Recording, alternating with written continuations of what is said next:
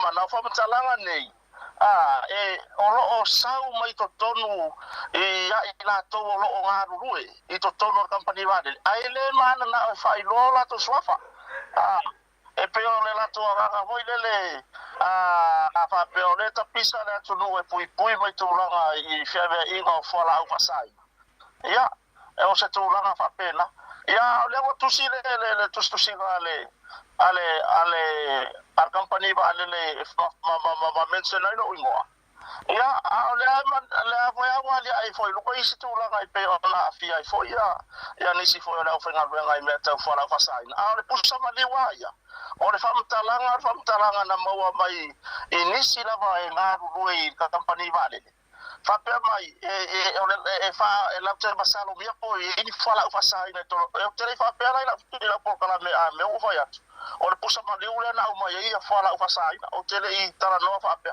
ma le nga falo alo man pa famtalanga no fa ya na ia le pusa ma le una mai ya le ala na fa ono ya ise masalo mi anga mea oni opo ya ini fala fasai na mo fai ona sao ma to foi nan man pe ona ta wela por kala tele yo ai kia tangata lo FEB ia to langa fala fasai e ma fai ia na to au ia to langa fala fasai na fa au fi mai to no na tu sira fiare le ele o fil pusa ma le ise scanna voi le ya o se tu langa pena o no va ia ma fa le ai ile mena o mai ia pe ina le na fa ise tara no anga ele ma fa ona fa pe atu mea o le pusa ma ule na mai oni tulanga in fala fa sai ele isa tara fa pe ma nga fa lo man ai te sila fia fo yo le ta ia lo fa matalanga vo ile ina ia fa maunia mo was fa matalanga te tona fisiring ia ila to fa nga yo ia company vale le pe se fa mauninga pele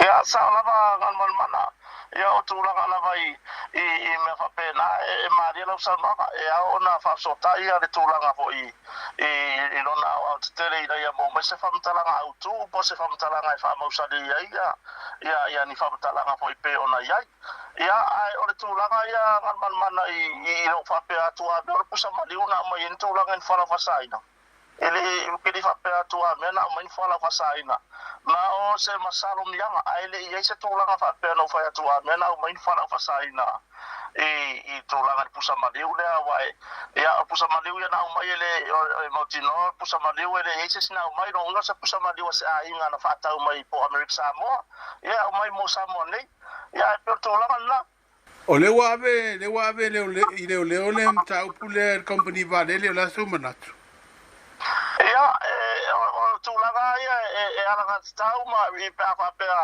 o finangalo le company valele ia le te no fo ia me foi le o te o tango atu ila lola ia por kala mel po na po me ise tulaga fa pe o mata po te fe tulaga la le ai manino la uia tan no ka po na po ele ia se vai ngano fa pe atu o pusa maliule na o mai ni tulaga pena o mautinona o mai intulanga ini fala o fasa ina po tulanga I me fa pena ia e pe o tulanga le na fa pe wa nga I company vale le matanga vengo leo o le la to le ia tatau ia o te sa ni foi uia o te tali tulanga foi pe fa pe o le tulanga o ia le matau po le ma le fa lo mana la sa fo tuanga I la to e fai fa salonga I lungo social media ai fai ai ni tua inga ele ai ni mau e fa mau ni ai ia o se fa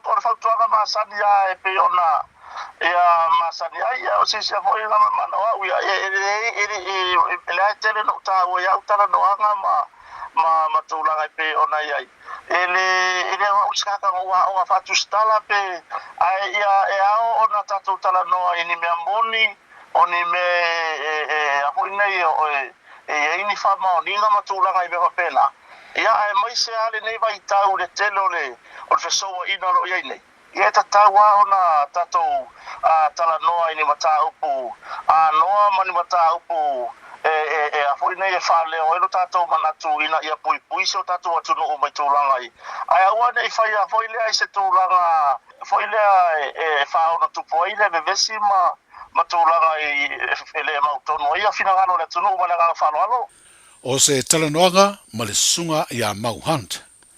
Ai le pepo whaamtalanga me le Samoa Airways wo whailo ai. Le ua ta oto ta iala e whaatino ai le tau veina o se pusa maliu. I whai ngā malanga a ona waalele, ona e tā ua tele le whaalo alo. O maliu fo i e tau ave ona waalele, e iei matangata o se ainga i le whaamaria ina ai leo ai e inga uma whaale tūra whono. O tau tino le company waalele, e le tau veina le Samoa Airways se pusa maliu, i se awala e pe ona whailo ai e Mau Hunt i lana whaasala launga. O atele no fuanga lo i nisi o tau mwhainga o le atina e tau whaatoanga, whapea isi la autotō, o le ato e fausia i se isi fale, e avea mano fuanga e tapena le leiei o loa mai Samoa, au lei au ina atu i maketi i fafo e whato wangi. O se tasi leo fuanga le malo, i le atina e o lo tātu usinu e pe ona whaatulanga mai, e whaate si male 5 miliona le tāla le tau o lea fale, ua tā ua o se pack house. Whaalia le te tai o le malo le te mai te pāle mia i le sauninga, na sua ina aile ele mo le amtali o lea ngā luenga. O se no fuanga e le ngata e mo le au whaiwhaatoanga, a o se sauninga lua ina le te mau a inga mo le tino. Wa whaatupe ina le ngā luenga i lalo le polo keti, mo le si itia o loanga o si mai whaatoanga ma whai ngā whaiwa, lea e tā ua o le saffron, lea lo fiso soani i aile whare tupe le langi, ma le whaalaptonga o fiso soani o atina e tau whaatoanga, ale la rolangi. E leto e pose lilo i le tele o lui tau. Sa whenga iai me le tau mwhainga o le neipolo keti.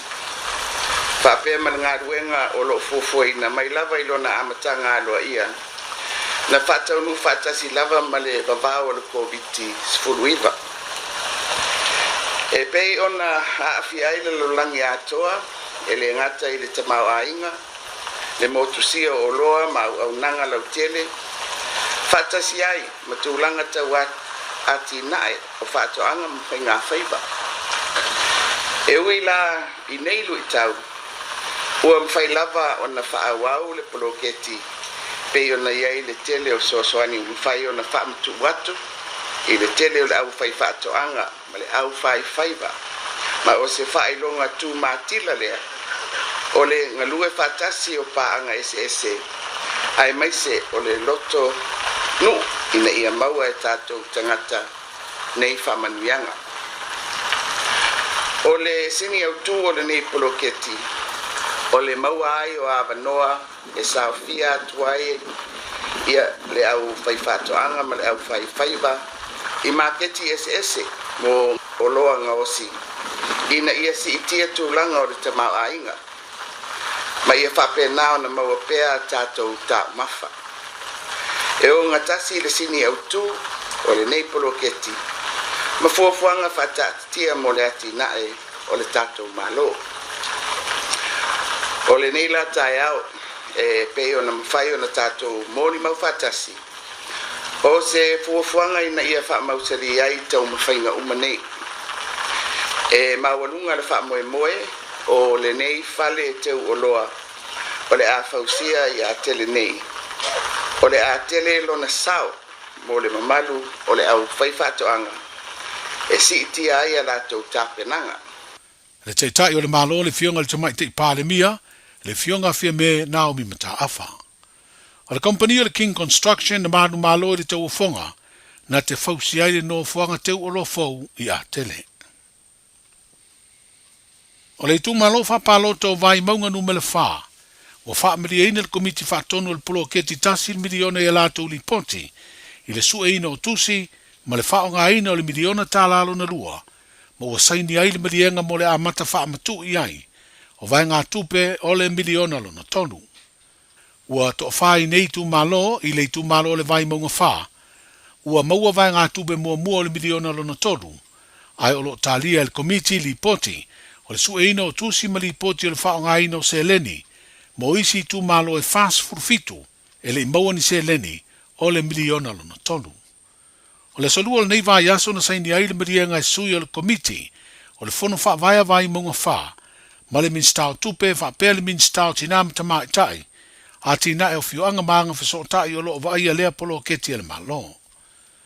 O leo pato e wha masina o lo tutoe, o na mai a leo le tausanga wha le tupe lo wha ngā solo nei, leo lo iai ma vai ngā tupe tai miliona, ai tu malo palo te 5 tasi, mo le tufu tufanga lona tolu. A ori mai ai le tala o le tupe fou o le malo, o le awha ta oto ai le tufu tufanga o le miliona lona wha, ma le wha mai aina o vai ngā tupe o le miliona mua, lea sa na o le tailua se lau afe tala na tufa, e amatai o fisa ma totongi tangata whai ngā ruenga, wha pēr ma alauni o sui o komiti o fono wha vai. O tala i o le nei aso, 24 hours a day, 7 days a week, Radio Samoa streaming live on www.radiosamoa.co.nz.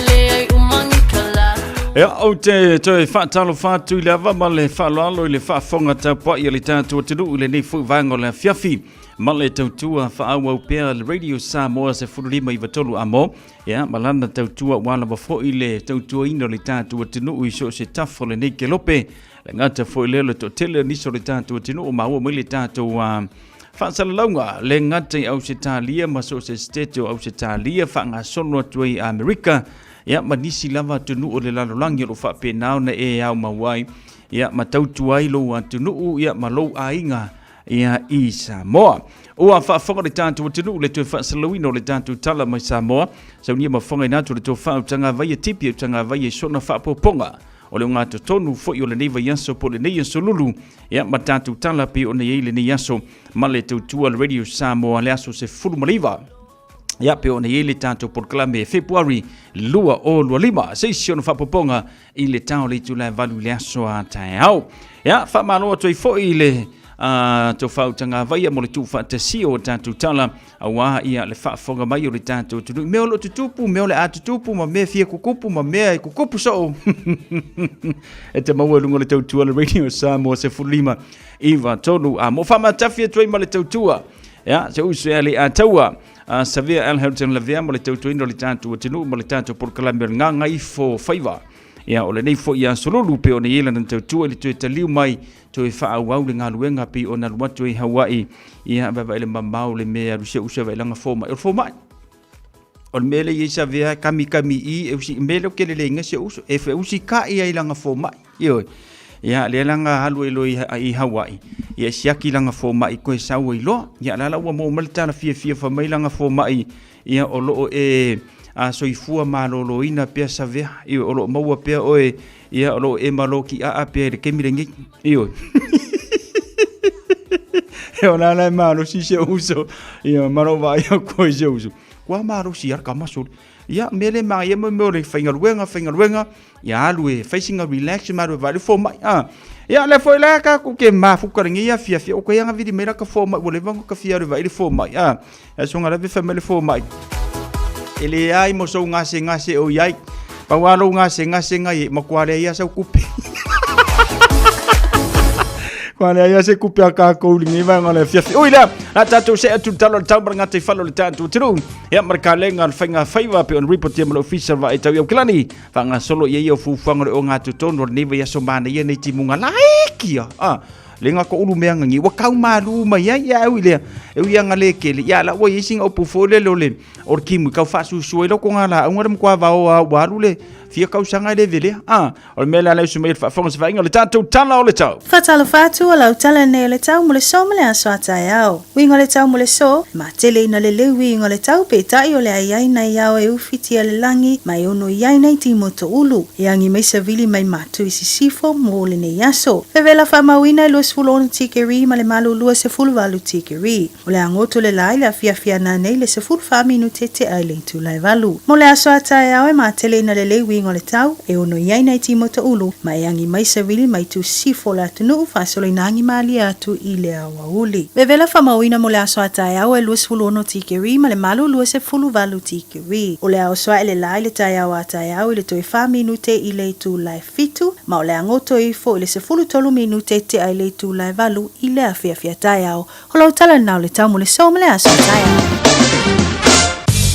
O se vainga na talo tau mo tātou le nei whaiwanga na fiafi se e mai se vainga ngata i whalo li tātou tunu ia mo tātou na fiafia o e whanga ngota matongi la upenga ma whaila ua ofe ia o i la tau fo e fiafia la mai le au te la mai le pō ia e le leilo whaafonga le mai le tūlanga o le tau o le ka lena o le whainga whaiva whanga solo i le kūranga o lau lama o le mele ua i wa kaule au se lama o le whainga whaiva le pōwanga o le lama i le au le mele ua ke le ka kou a karusia ke o a ia mai lau lama i le au ngai ai.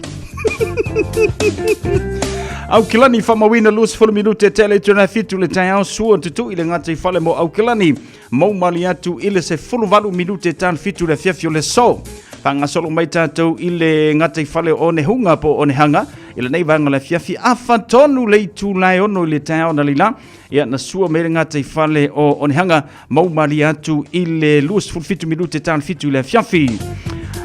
O neia matou manu kau het se le whamawina i le nei whaanga la fiafi i le se 13 minute te ale lima i le tai au sua ngati whale ia o manu kau te mau mari atu i le fiafi ana nei le lus 4 minute te ale tu le lima ma le no whanga muri wai pinchi le whamawina i le awhatonu o le hono i le tai au le whawhapea maina sua me ngati whale se 13 minute te alfitu mau mari atu le ngati whale mo muri wai pinchi pe ona iai ia le tātou ka leno le whainga whaiva le nei whaanga la fiafi se mai tātou le ngati whale na whaafonga mai ele tātou tinu ar ka lena whainga whaiva le whai mai o le so i le aso rulu langi le leila so whapena tai au whanga solo atu le aso whareile aso toa na ilangi le leifu le whainga whaiva le aso toa na i aso sa aso ngā fua se ia pa ia la so lua vai aso fau le whamesi vaanga la beautiful paini e polo na winga kaua o lo le iloa whangoka o le ale mawai sa wia ioi la fu e kele fingo kal sami o kungangi o kuikui o le lori o le funga o le osta i o le maso la fu e kele le ma nai vai na la famasi vai ngale o la kele ia kawa o le loa le onga sami e fapena na kele le ia o le ale mawe sau ia la famasi vai ngale le so e tau le so lu o vai so fou o le amaua le telo tātou i api o nei ai ia ma le tūlanga pi o nei le ngati whalo le tātou tenu o le tūlanga le nā le talo le tau ma le ngati whalo le tātou tenu le nei fuivanga la fiafi ripotia mai le ofisa wa e tau i Augilani.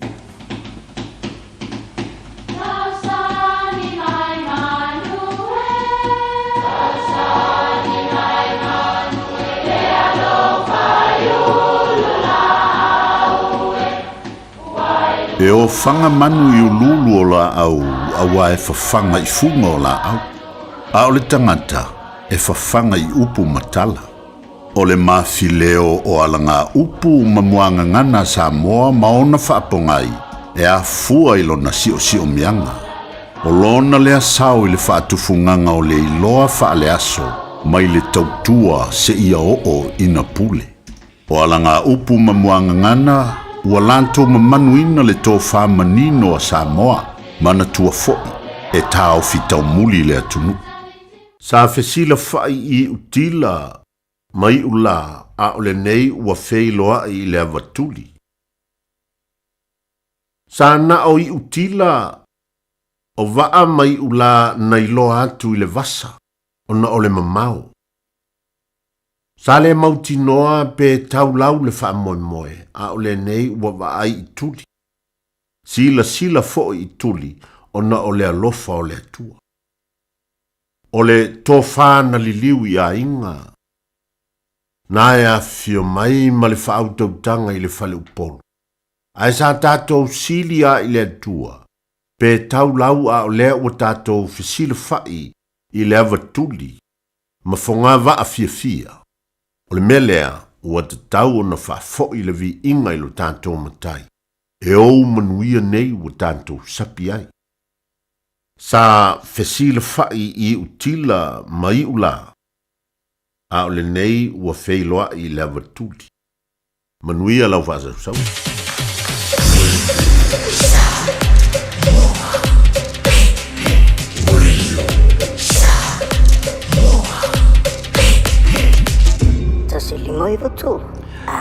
O le siu whonga mātanga whio se usoia a siawa tui pēr ato ni au male tātou porkalame o le mau wha Samoa moni. Ia pe o ni ele ni wangala fiafi malana tautua. Se isi o na whapoponga le nā lava porkalame o le amawhai ona e whaafonga i le asua tai au. Ia, mo le toile whaafteite le sunga ia asiawa tuipea atonio. Ia, mo le tu whaatasi o le tāta Port Kalamele na mo le whaafonga mai le tāta o tenu le nei whaanga na whiwhita ua tele. Ia, wana mawhoi na yalo manai whanau lano wao le tāta o tenu o soifua mo lane tutono New Zealand nei whaatase matatu no mai Samoa. Ke le aranga upu kako ke pipesi e kako ke le iloa mafuanga o ilan Port Kalamele. So swani tele mo tātou ile nei whaanga na whiawhi male tautua. A o le ita ina la upesele, o le pesele. Alo ke vai aku. Le foko asa ukua kamare. Ko asa ukua. Ia, patalo fatu le tātou Port Kalamele.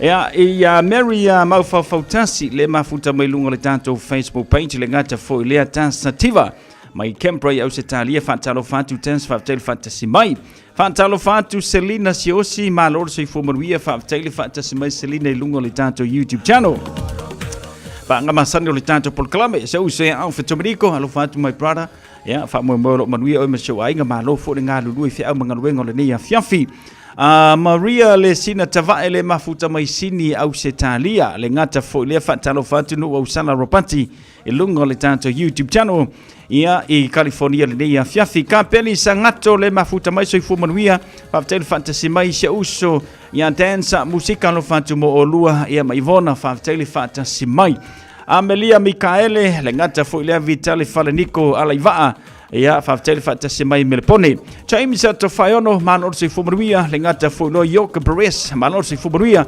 faatalofa atu mo otou lenei fuivaga le fiafi le aoga upu tomuli mai pefi i ausetalia tina ngawang manolo se fumaruia alo sina ati mai lunga le tātou YouTube channel faatalofa atu Mariana le sa pa anga masani o tātou faapena foi Amelia Mikaele ia ma le tātou tautua pe o nei le Radio Samoa se fululima iwa tolu amo ma le tātou Port Kalamele singa kako musika kako ke vai fo nei ia fiafi le tātou pese se uso ia dan ma le mana mea ia Ivona ia kamu fai pa fonga mfarongolongo ia ma subscribe se kako pese le nai lungo le tātou YouTube channel le wasau tua mo faafi shanga ma le tātou tulu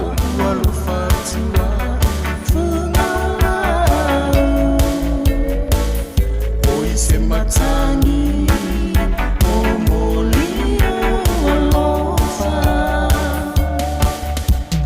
atatua walofatua ifungala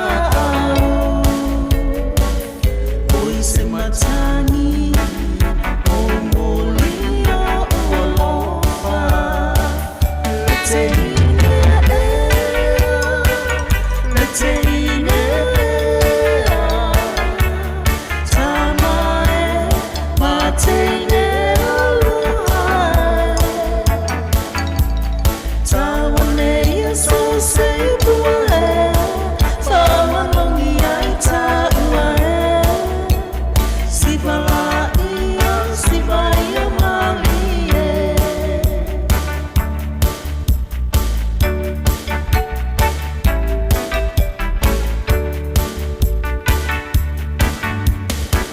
Tatua walofatua fungala oise matani e momoli no alofa atatua walofatua fungala oise matani momoli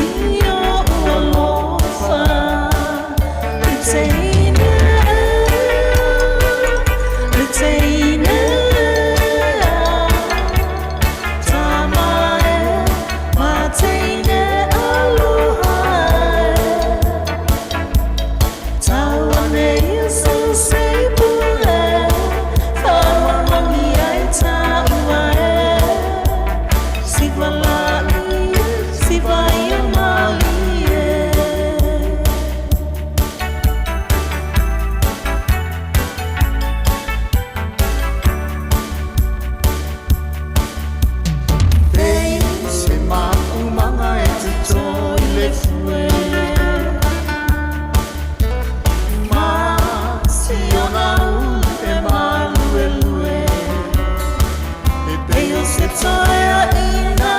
e fusi wa ale kalewe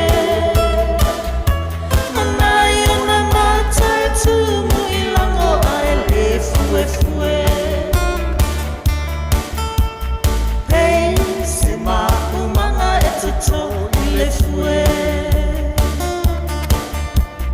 ma si ona ulue malue lue e peo se toia ina e fusi wa ale kalewe manai ona matai tumu ilango ale fue fue tenga luka june ya malu malu fotifa te foi te waka te foi te waka te foi te waka take le kinua tenga luka june malu malu fotifa te foi te waka te foi te waka te foi te waka take le kinua oi oi tanga oi oi fuki mai fuki tanga fuki fuki te foi te waka take le kinua oi oi tanga oi oi fuki fuki tanga fuki fuki te foi te waka take le kinua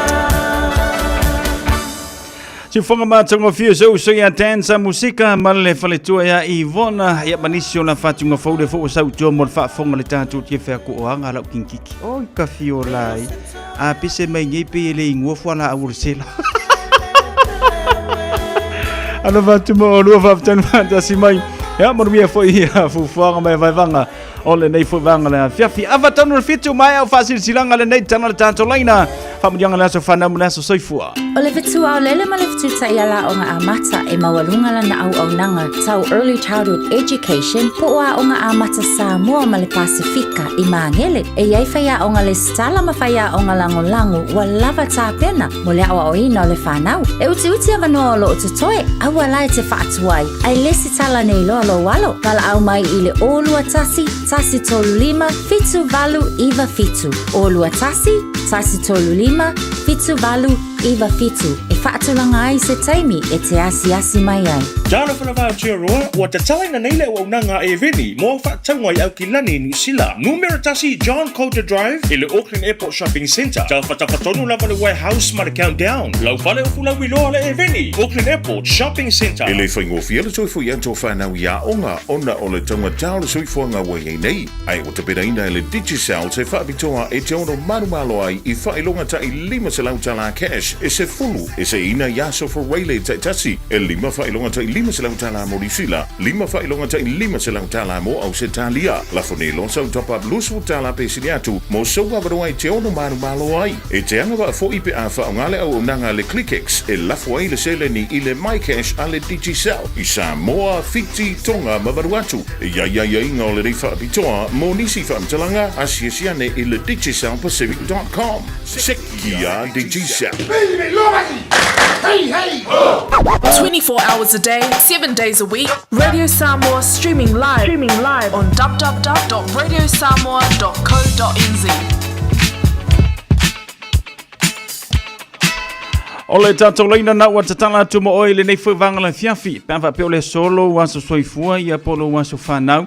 Na pala malia te ole tatou leina na umatala atu tolu fitu tansiliba iwa tolu. Whaifonu whaase bai lunga le tatou Facebook page mo le tatou YouTube channel.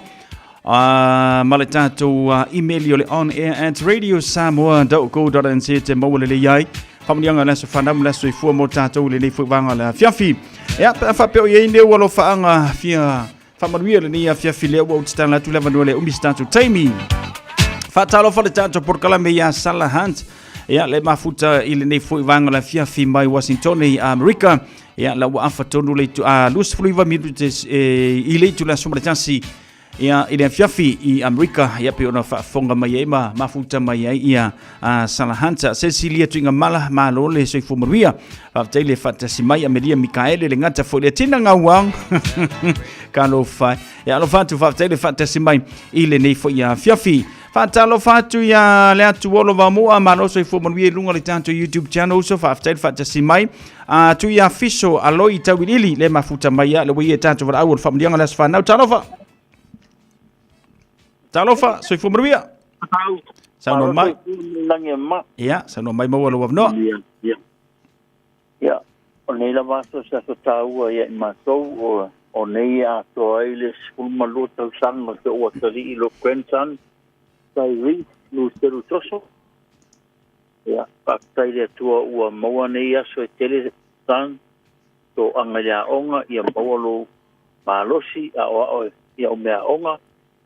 Yo matua ya mese yo grandfather or grandmother ya mese na yo lo uso ya li Roy ya malo to fine ya pini ya manuia lo waso fa na san ya pa pe oele tu yo to pinga tale alo pa anga mo ya mato u malama yo inga mese na yo matua ya lata ya pale sui lata toso ya ma tutun alo fa anga mo oi tai lava se tau manuia lava lo fiafi alo fatu fatai toso vala mai manuia fole ni fiafi le o to matala le tanto leina mo se o se ilia tulunga le tanto YouTube channel pe ese tanto emaili ya ole avno le tanto leina ile ne foi fiafi tolu fitu taslima i tolu familianga la so fana umla so soifua mo tanto fantalo fatu a se pule fatai le fantasi mai le ni fiafi sina leo mano soifua manuia ya le ngata foi lo to telo nei tanto wo ma pa anga pi ona maua mai le tanto proclame ya male tau tua le radio Samoa se fulu lima i vatolu amo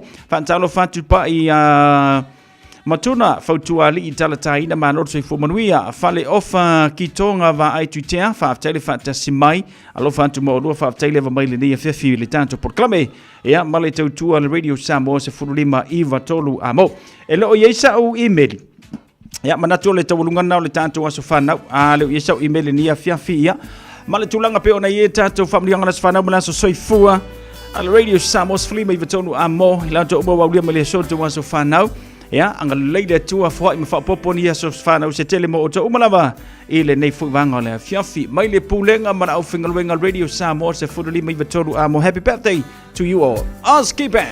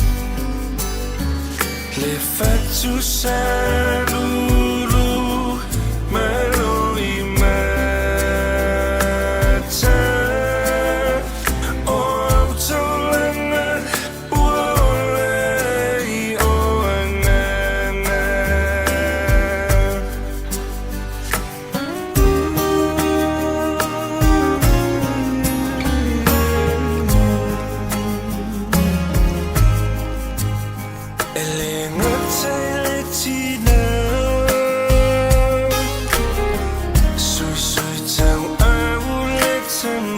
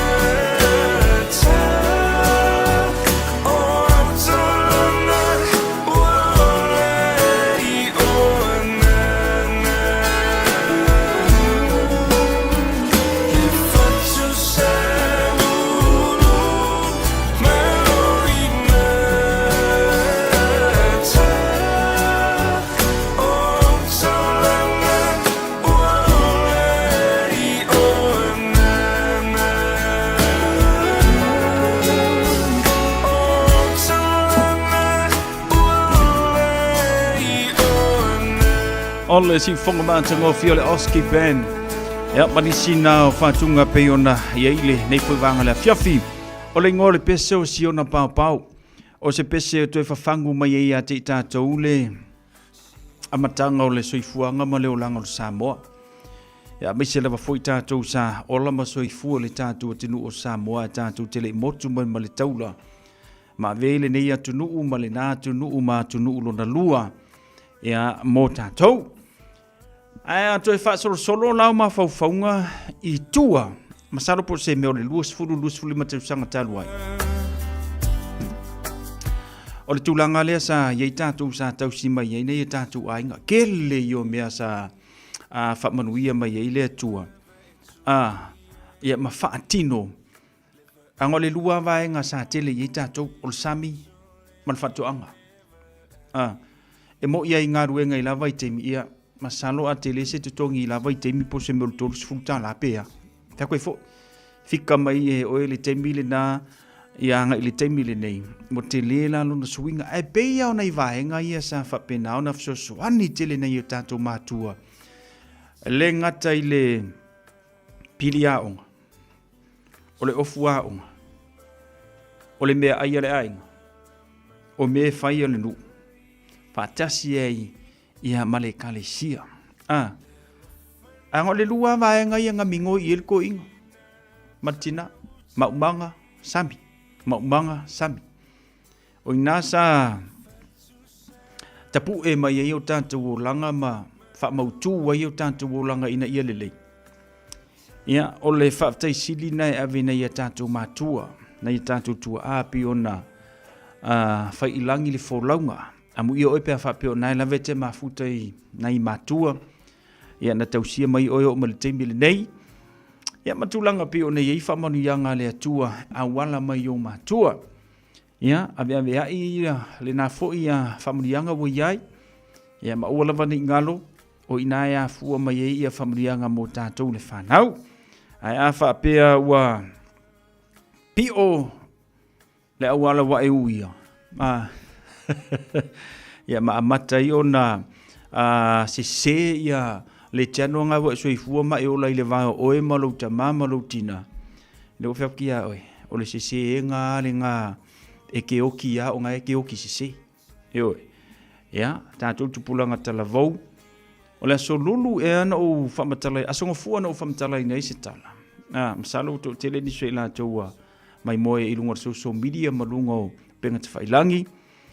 Ia, marikangaka ngara ku baronki ngā kuri whawhoi ronki ngā marika avali. Koe averanga kupe. Pe kāla, pe rua kāla, pe lima kāla. Ia, wha moe o ieisia nganga sala mō ia te oe le temile nei. Se follow fitu minuto na tālo le valu, le tau le valu. Fata si meile sunga le lifo mai Dr. Isaia Tawalapini. Male tanto polkala me masani ai o lou soifua maloloina o loo iou lava a au. Ia, o le a whanau tele e le sunga le fomai. Ia, le tāua tele o lou soifua maloloina. Ia, ma le tūlanga pe o nei ia fautuanga mai le fomai. Ia, ina ia tausisia I pēr tātou le soifua maloloina pe o nei ai. Whaantalo whantu se uso ia lawe na nai, manoro se fuwa manuia uso whaapatelu whaatasi mai. Nei whene levi, whaantalo whantu fo ia sene puele, le mafuta mai, alofa mai po rirua, alofa tere atu. Amelia Mikaele, o iso talo whai. O le aso whanau, o si ona nephew ia Jeremiah, Michael, o nei ngā ato I eilo na tausanga. Whawhetai le alofa le atua, e lana tausinga, malona ngale leia te oi paipi, ua mawhai eo na e au lia mai le manuia lou lua I tausanga. Ia o le mea sili ngā ua uma o na wha manatu I le whale. Na iei uma le tātou ainga o alo whaanga e a watu I au nanas I a fuatino te le siau antis I a mau ankos umalawa. Tai tō lua ma whanau I a Ulises a tō umalawa. Ia lo nana I a menga lo pampa I a kupo siri ai a Melia Mikaele male whanau mo e baby God bless you baby. Ia, whawhetai maruia tele lo aso soifua le nei fo I vanga le hawhiawhi.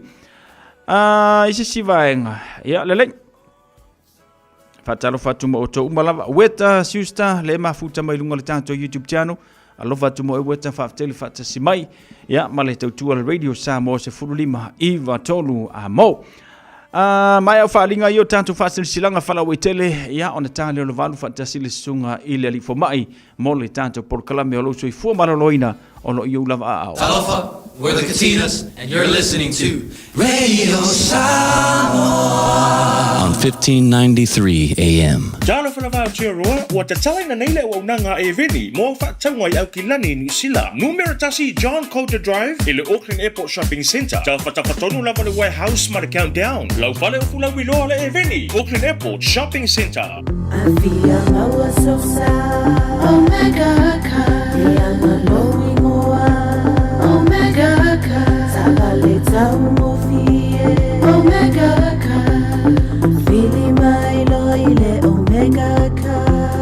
Omega Cars, lua selau Cavendish Drive I Manukau, po le telefoni o iwa lua vitfitu lima walu tasi lua. Susu mai Manukau ne, Omega Ka. Malole keisile Omega Ka. Talofa Samoa, o Atish Narayan, o le Licensed Immigration Advisor mo le Auckland South Immigration Consultants. E visosoani mo so se tu ai ngā visa e malanga mai New Zealand po Australia. Telefoni mai nei loa I le o valu o tasi o no valu wha fitulua. Po le olua tasi o no valu fitulua tolu o.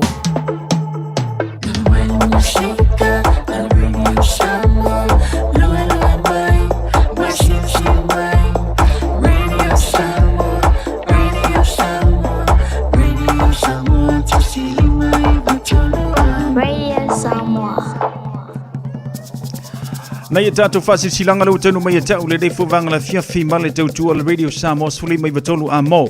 Mao filifili male tātou tusi o le songa. Awane ngalo saulo mingo le tusi o le songa, whatase male lolo mingo le vau filifili. E maua I whaalupenga o Samoa I se sifo tutuila mamanua, o nisio tāla tu o Samoa o ala ngā upu o le matawha ioi le matai le whainga o whaanavlave, pei o whaapoiponga o maliu o le o sio singo a inga, Fisila whainga o paolo si I whaanalo whaalangengo e kalesia, ma le telo ngangana whaalolonga, e fitu se fulu tālalo na tauna o le ofisa lava o le Radio Samoa I le tolu pātolu o no Hopewell Avenue I Manukau, e mawai bo nisi whaamatalanga, ma la au le lua no lua tasilima I watolu, lua no lua tasilima I watolu pe tangaiane I le shop radiosamoa.co.nz te whaima Iesa Oka. Samoa Mariner, tulona ia upa ia sautua whawhawha Samoa, O pa ia le popo mo pa le solo. O pa ia mai le vavau e o i le fa vavau nunu watu lava fa atini o te sala. O le nei fa a linga i le fa lolo lava ma le nganga mawalalo e fa sino tonu lava.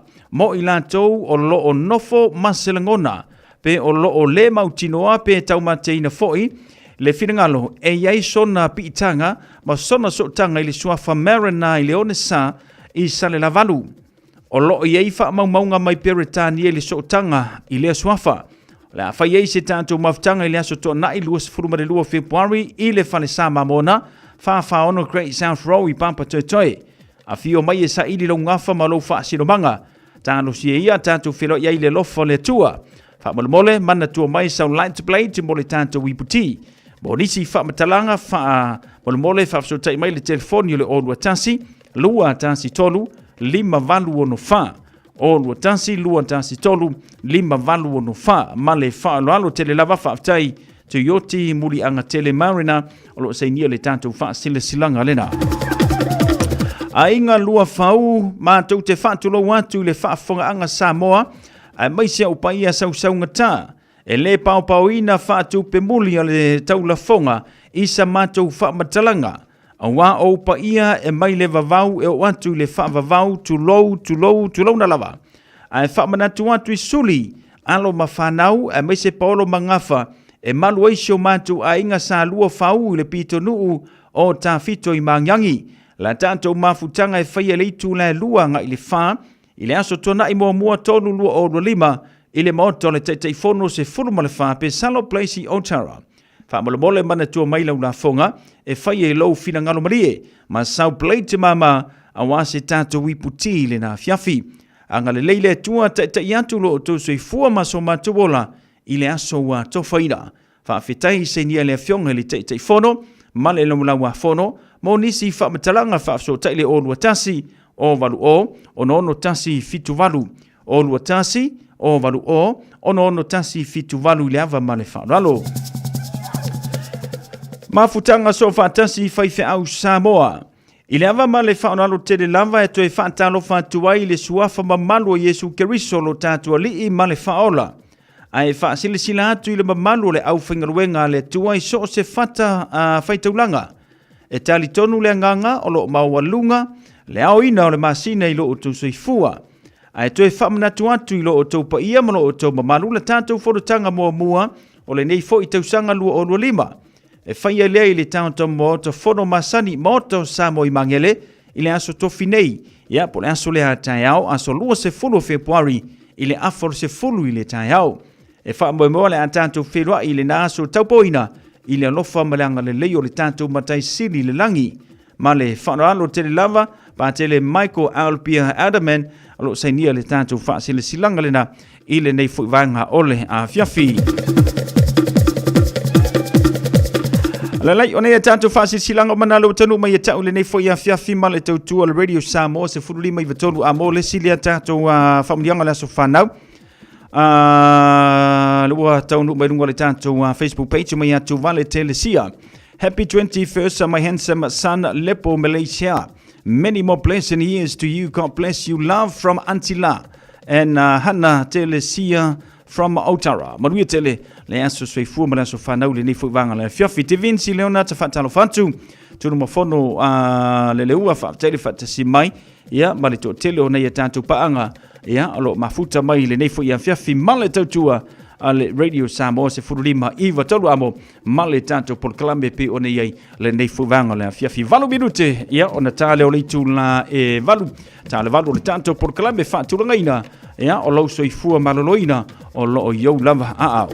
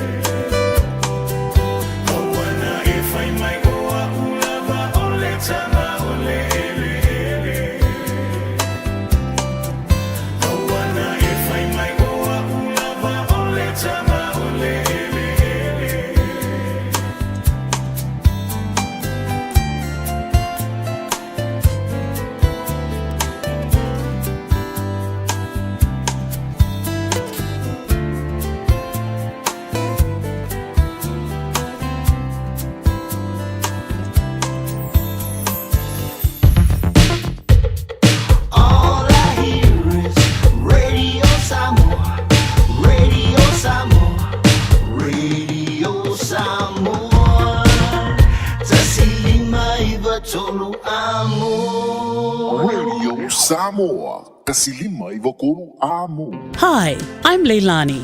I live with my husband, kids, and my parents. When one of us is sick, I call Healthline. It's a free service where I can talk to a nurse or paramedic for health advice and information about what to do next. It's available all the time, 24 hours a day, every day of the week. And if you want to speak in your own language, just ask for an interpreter. Call Healthline on 0800 611 116. Tala falava Samoa o foi neyo eni ma le tatou whale tā wale la wiloa o le car for you. A whai lava ta sa ili sa tā wale, le aise laisene pe maua le laisene a o e whaingaluenga tū mau, ma le leilo suafa. Whaingo fia lava le car for you na fsoswani mo oe, maua le tatou cashback pe a mana mia le fsoswani. Talofa lava Samoa o a foi le nei o lofa, awa nei ngalo le tatou Facebook page o le car for you, pe te su mai le matoto atu si tolo se lao Craysel Front Manrewa, pe faso tai mai le mato telefoni, over te lao lolo a fitu whaiva na walu, fa Fasilimo and po alofa. So faso I fua. A whaialo sa ili sea o ngā a mata molo walu. Aua loe te toi popole o le Galaxy Childcare e tele o na la lai au kilani I saute. E toa tele whaia o ngā ngawaa o le a o ina le whānau e iaia inga whapitoa pe a le sitala lo walo. Tolus fulu I tū la. Free. A vanoa le vēna le a onga mo whemalanga inga le whānau. Free. Maua mea aia le whānau. Free. E iaia inga whapitoa. Mo nisi whamatalanga. Whafso tai le o lua tasi. O valu tolu. Lua fitu. Lua iwa fitu. Radio Samoa. Taslima iwa tolu. Amo.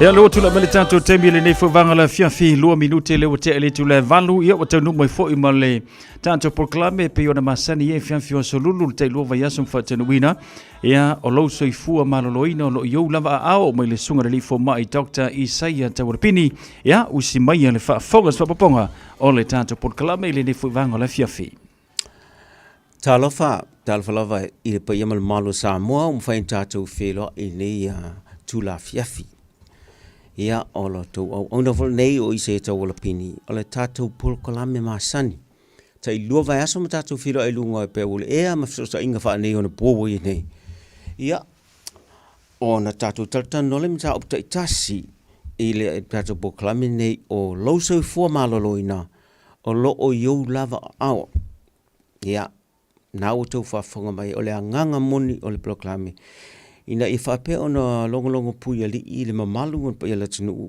I ngase te itasi o lo whape ona hawhai nai si o tātou atunua mai lava le whanau iti se o le au mātutua. Ngas o lo tātele. Ia ai ta mawhai ala e muli muta isin kālena fole ia whaingo fia i ona kawa le tele o nei ngase o lo a whai nei tātou o le kalena la ale fatuora lo follow le temi nei pe no ta o lo vasta lo ai sa fa pitoa le fai o le mataupu o le suka ngas suka matau le lo vasta le ona i se pokalame lai fai le pe le doctors mena o mielo sto si la fia ale masin ale vaisala nei o manatu la to fo ile kalena le ole le tonga le fatu le fata o le masina nei ile o to pose ile ta o te ni to tonga a wa fatu sa me le fatu la ngai ta o tele ma ale ai ta o tele a o to si le fia le o le to tonga nei na te fa tu le ia le toto ni fa pe ona o I vaenga motin ia ma to fo I mele toto ma pa mo na ile fo le ile tatou mama I fa pe ona ese ile kasalenga le carbon dioxide ia to fo I mele ai fanga le oxygen ton so le toto fa fo I mele le toto ile mama ile fatu ia ma to pa mo no I vaenga le tino me na sina tama I se la I titia pe se sasi I le fasolonga tutu lea. Ia ona whapele ona mangasinga seima o se tūlanga matautia. Pe a le on na wa ai le ne ia whaina le jelo le mau ngase. A le whiawhila nei, mana tōle a tatu pa ia le ngase le tate le tamiti. Ona le fo matanga ia onga o inale tele na a pisia tele tamiti la to maftanga masani tamiti a onga ia po fe lava le tamiti masani la to le puti fatasi mfa me fatasi ia ona fa penale ona fa ina ile ngase le e amata mela ile tulanga o le fa itinga e lua la mata o le fini o le fa itinga on fa pele ona o atuelo ile a fa ina o le fatu le la ta o le rheumatic fever manatula atatu talata no atili ai sa fasili tala lava no no fasili sesi ile taimi o lai fa ya la te tala ai manel fasili tonu mai ile vanga tonu la wo o ya me fa ya na tada mbole tali tlo fasili tamina ai ale ya fa fasili le fa unga tu klava ngo fa fasili fa unga ai mafaiana wala o lo fa pena ona ngafa masunga sau ma te tuni fasili po ani me fasili menis ia na tele ava no e faina fa nga fasili mai telefoni o le YouTube la mole simina to ti fa uma email na sau fasili ai na tatum sa opu la fefine le wa mata ile fi ele tulanga le ta o le fa itinga e ma fua mai la le siama le ta o le streptococcal A e fa pitola le ona le fa itinga e tele siama e ona fa ina I ma tinga ma fula ai le siama le tutulo langa ona o onga la e ta no mu le fatu e fa pena ila ona no fouta e tatu matua langa o tatu fa na utia tele na fa ina ona toya faina la wa to popola le mun muliani ia au fain taile ve to fa fo itu le anga la wo yai le la wa mata ni le tatu fa se manino le ya tulanga le tau ile fa itinga e ma fo mal streptococcal A fa longo so ini se fa pe o le positive throat po le positive strep throat e fai swab se I clinics po fo mai ia po ga onga fo I fai nurses na va e fa sel jang e fai swab a mo me swab na e positive le siamale I le lab ave fai le lab ina ta uma petasi ya so pelo mo me le result fa maunia lo ia ona tu lo le fai ngai fai ai ina ia ato tona fai wale ato tona fai ia wala atu le si tu lang tau tia na a o lo fo le tulang masani e sili le puipuia na I lo le tau tonga fitia wa tatu masani ni fa amtalanga mai te tau ma no mea ona tausi ai awa o lou lava so i fo maloloina o lo o iu lava au ia mai se ona tatu whanau o tatu whanau ia na iu tu amo ai e tūlanga le ainga i tūlanga o mai me tauna whai mo la lato so i fo maloloina ia le la tatu o tatu pa ilo tinga fa i tinga sore throat ai muli ane a whai na lo fatu pe ale le na whai tatu wa aila le sore throat o le siama ne o streptococcal e ta atelea ta pera ta apel siama ne ta apel flu male covid le to te mai ta walo ye ta atele solo ai me palpala me le me le linteu ya e mawalo leva noa e miti ia il tamititi le siama lea ma pilo fai ia o nala e tupo le siama ma tamu fai e ulu tontino ma fula e lola fai langa e fula ina fai o ina tuna wa matai lona fai le taua a le siama ia ma vaenga o martino e tau te pe siama la o urat ia ona fula ele o clans na i fai au ta fai clans ia ta o ta to lau silfia ia clans ia ta o tonsils wai vaenga tu le ua fapia e fula linga wo oti na siama na fai ele taua a mo tatu siama le ia o ia ma tatu tu le mo white cells mena o fai le taua ma le siama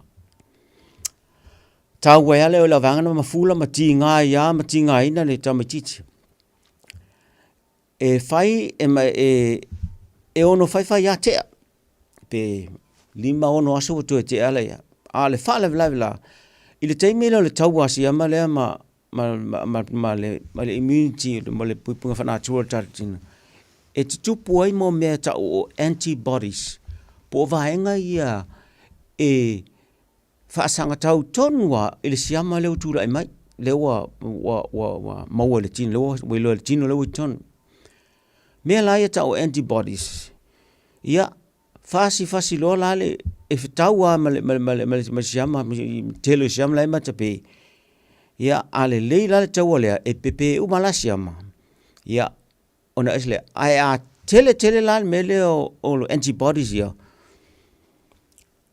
mela na le a tele o antibodies la na wo lo la fa le ang le fatu fa le ang mai si to o male la tatu o tia o le taua na tam fai ia pupuia mai siama ne awan e o siama le fa ia tamaiti ia ai a fai o tuai o le lo po fena sa wai na fai ne la wai lo o tinga fa ia tamaiti fai lo le me taun fai me na tino fa ia tule le ma le tatu mota mlawa o me fa nga i le ma le a me o ipu ma me fai o sipuni tui me fa nga ia fanau ia o ofet fana one i tango fola vale me ai po le me inu le sistema titi ile amisari ya onga taimi o ta longa tamit tasina taimi e fe pesi siam ole fe pasi e tamiti o mela te laute fa onga ina inu mai inu lesi pe to sami mai fe tu fa ya pena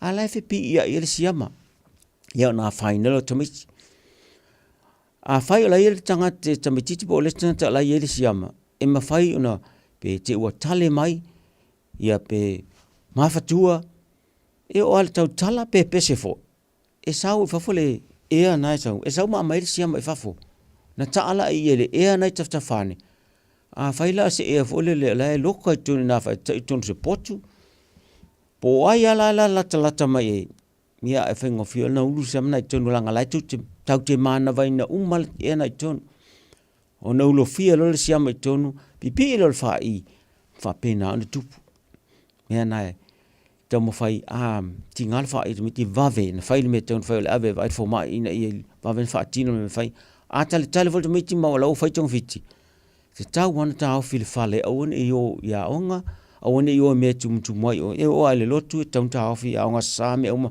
tau fi langa ya fai ne fo itsamit e o a tonu le fale mai itsamit e mawhai na tausi tamitile tonu se sport. Ia pe whai mask na utatu masani. ina ia tawhia whitia maua i alsimea. Ai whaatino me ia tau lela tatu o tiai. Whaamama lele, ia ma whaapena ola tu mama ina ia awa lava ni isa vanoe ola siamana wa pian o vat eso se tele e mawhina maua siamana iso se mea e o eternal potune mai lena pauna siama o luntua i tele o meni siama langa ile va ayo tatu mat ai ni i mato tele ia fana o le vave ia ma sui foi e le amata mai le situ ainga e o mai fo o sui foi le situ ainga me ana taua tele fa me nei wa faitonga fiti e taua a tole le se fulu waso o faitonga fiti le la tatu o jai tu sala o mela ne ta o risk factors po me sa e ono avea mamafua anga e le fa pe o mafuanga a me e ono avea mamafua anga o le fa itinga ia me mo siamale siamale langa tu lor siama fa to le pe e tele to nga siama e a faina vol fai al siamale fia fo motino o siamale o streptococcal mena e fai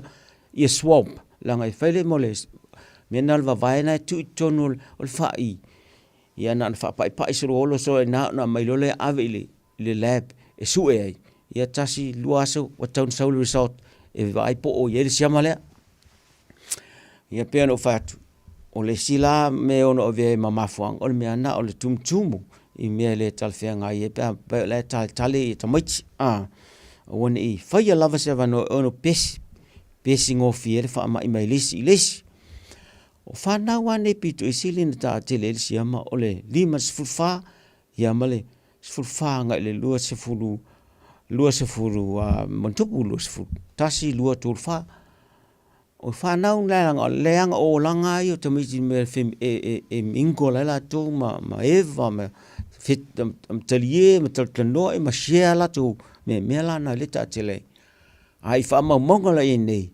e pito isi lana leanga tātou ale pito i maulunga numera o lo a whaina tātou ala whanau ili siamane ia pito tōlo ma lau tonga tui o tātou lai tau wata tō matonga ala si tātou mea la ton tino hu awana i whaata malai te miti a tatu whana mai tau ala o tinga wha i ia vavena whai tu whanga taun whai awana i whaata wanga vale tu langa lea tuli a pua tatu whanau wa ai le teimi whaata le tau ana whelata ia ma fesili tu tinga ala whai la mea leina whapena ma ia ma su atua langa lista miti tinanga mai ai le tau tala ai ale leilo maftanga ma lau walau ton wasinga mea le titia i whaingo whiana e loa ina e vave loa na whail fuafuanga iai mea na taua telen maftanga tātou mātua ma whanau ina e vavai ma aile leo tātou walau ma whanau o a unga la nei na o le tinga whaila ne tau te poli ai na tinga le whai e lan tinga ua fula o le te lea le fula o le motuai tinga fui na maosa lo ma le fiva e tango atu i au tafo i mele il whai a mea au tafani ia ai matua me il tamititi le tinga ona mo o clans nei au tafana te o tonsul ia ua matua fula i whaingal siama nei le tu mfaina e o al tau tala o tau le mfaina tau tala o tau sami ua le wa musu fo e tau sami te mina ua maulunga le fiva ia mti ngā le ulu le manongis me ai ma whapena fo an whawhau mon poa ia a mai se foi pe whapea ua folo lai tūna ma tūle o tau whau o tamaiti a folo e tamaiti e o ola tulanga na e a tinga e fo manawa ia whaina no fele manawa tinga e na le fi ai mea umana e tauna mata i tū ma tūle e tamaiti ia ma ai pe poai vai pitching at fai pe fiva vai pitching at fai ya me fa pena e fesilia te meti ma tango ele fai faingo fiena ilo ma vave lon fai fo fonga ya ya ona o lola ia il tim la me fai la le me ta wona fai pe ona fa a fai ya o ata fa na we awone ya tu mama fai le me uma ya mama le me no foi lava me ta ele ya fai fo me te usami ya mama o motulanga uma ya ma fa pena a te pule le fonga pe atale ia ma alo lo ese ma lista witi pe atale ia vave ia a faia o le mafaya o tinga o lo tinga le faia te vave nei loa ia ma ave loa e vai for ma winga tātua mātua i tamait e te tau wana whai me ele whai tamait ni whai tōtas o e lava le matua ia tam whai a vave na mo ia na ave lelo vai for ma ina ia vave na whai tūlanga lea wai tātou whanau nei ia onga a te ua tau te tamai ma whala au o iwi whai e po o whamai o sau ma le resort na wha pe o positive throat a ino whala mea la na te whesili pe ale manino le manga whala au mea uma taun whai. Langa nai whai screening ia whai swap a tamaiti i lato i aonga. Ia ma iloa ina ale positive is tamaiti ia ma whai ilo ma whai ala tu tong whitinga a mata ile tong whitinga ina. Mea na e tautua na tuli loa tong whitinga ia matua mau tu le mwhai. Whaatino langa ile ngale whesili e matua iwa aia e ola e whai ne i misi ne i motu le ato tō tinga. Ia mwhanofo lelo le whale au le whelwa. Au ne le whelwa ia tom whai. A vei ana mea ai mea inu mea lei o alawa mea lei fia e temine whangai temina. Whai ia a toa leilanga se fulu lei aso e inua i la whala au po le vai lea. Tele ana inu whala au. Tele ana inu whala au na e whengo fia wale in manga tasi e whala au le aso. Masen whaonga whala au na lea maksol ia le ai e whaonga aisi whala au na fua le result le sau telo tamiti whaonga whala yelo tamiti resistant i allergic whala au le penicillin i o whaonga lois whala au tau le reformation maisi tu ainga pa le eise ne mwhain whaonga le whala au le tela la whala au tamiti lai tele e whaonga le vai fole le syrup o lau umana i le vai la au ton utu e ton. Ia, au nisi voi tamiti, e whautua ina le whai o le tui la, o le tui, e tasia le tui, ai kawa o mai le sifuru aso. Mea nai lile e le tui, la ngai, vai la au nai tonu tui, tu sau umana wha tonu le ina ia, a toa le sifuru aso o au ngā. Ia, me mo ia tinga, ia al meluna leo na le tui, ia o le vai ngā la fo mai, me le whautua ngā me fo mai, e ono o tamiti e te tauna whai le tui, e le wha maa la sima leo tamiti, se lo nga ua mai le whatangana mai le mātua whamata whai me tulanga ia e whisilingi a tātou ma fo mai ma advice pe tauna whai pe le ai ale ia whai a whalau o lo na lawe ana o whalau po ma le vai fo inu o le motu sia pe le a toa ia aso o in manga so me lana a whai la inu ia tautua nā mā tātou ia a toa le sfuruaso.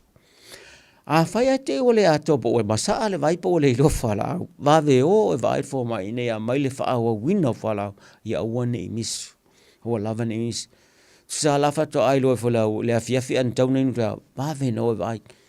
A whai a ua le puni le clinic teimi na mwhana o saa o le mea lawa e tau meiti le iti. Tau i e mawhai ana mai whai loan me mai teimi na langa e le mwhaina motu si e le anga pe a motu. Mea la te tau wai ona wha ato atoa ma whailele. Ia ma wha nofo le whale se ilonga wa atoa le malo se tamititi ia ta ma whailena saunga le muma ave le whale. E masani a pasi te tamaiti e no whautua ina le ainga e swap uma maisi tamaiti whai uma ia throat swap a tamaiti umana le te uis tamaiti la e wheawea ia e foti siama. E ma whaina i le siama i tunu tamaiti ai le mai. Ia e o whai tangata mātua, e mwhaina iai, ai le ngasi. Tangata la nai ta o carriers, lono winga, ala tau lai whea vea ia, ai le mai, a whala vela. E mwhaina tu whātua la tau, ina isi tangata e tau la lata tu la tau i teimi.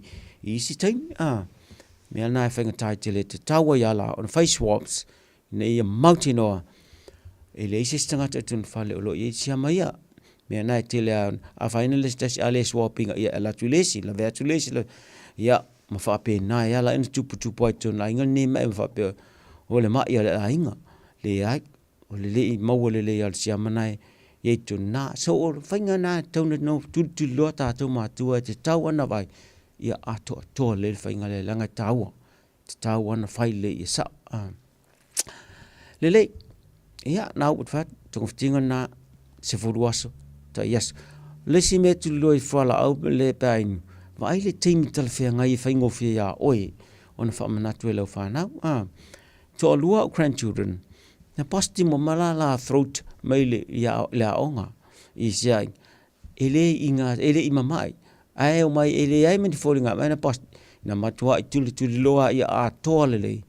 Ia se furuaso o inu whala au. Malos, lau lele.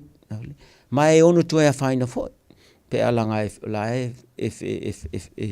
fe ngai ya mais tamaiti ya me nai e tu lo le fa pe fa tasi pe fa e ono fa fia no tupu mele ma vea ma me a faina so mal fatu stay mul pe se na fai na tau tua na tau ma tua fa lango te la tatu fa na ya tatu ya to na fai o ne ino fo langa e o maleanga tu langa le ia te tonu fa isa fa lo fa so facility fa fitu tonu al ta polo ye le tingar fa I taimi nei fa lo mai awale tino fa ai le yo o tulisi le lona lua o le tatum ta pulenga ele anga palo le sim ta atele manino le tulanga le ne e fa pe o tingar fa I o le rheumatic fever na le ai ia no fote tulanga na ia ato le faingal me mo moni ia au lava ne yo o atu tulanga le tau te pole ia ia fai le se fasili la tatu la le mu ala le si fa solonga la le la ia tatu fai nei la ai le ina fai tong fitinga le atoa po le misi atoa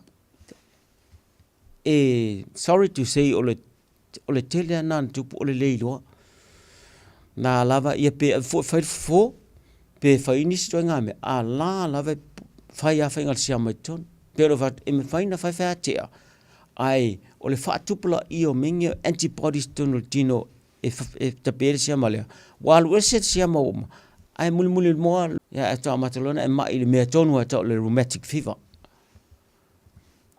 mai il tamatiti o le o nga lenga na lono inga ua faina le fatu e a faina ia so onga po nai e a faina e fo ma le fai ai a faina le pa a faina fatunga o le tele o me a faina o le tele o a unga me uma fa le tonu e lo te me tasiri me lo a sia ki tu le anga uma me ia e ma faina na laki o na vave nei loa sina mele titi loa amata mai ia e o na laki e fai tunga fitinga already ala wa amata o ngaleanga ele ai o ana o ia se taimi la fa ai lo atula le se tasi o tamana mau mai se mole maula le tulanga le o tonga umana ya faina le te ia wa fia matinga fa solo atopo na ai a me so ngapone e ta o le migratory arthritis ona tingale so nga fufula solo fa pena mtuale mfana felwa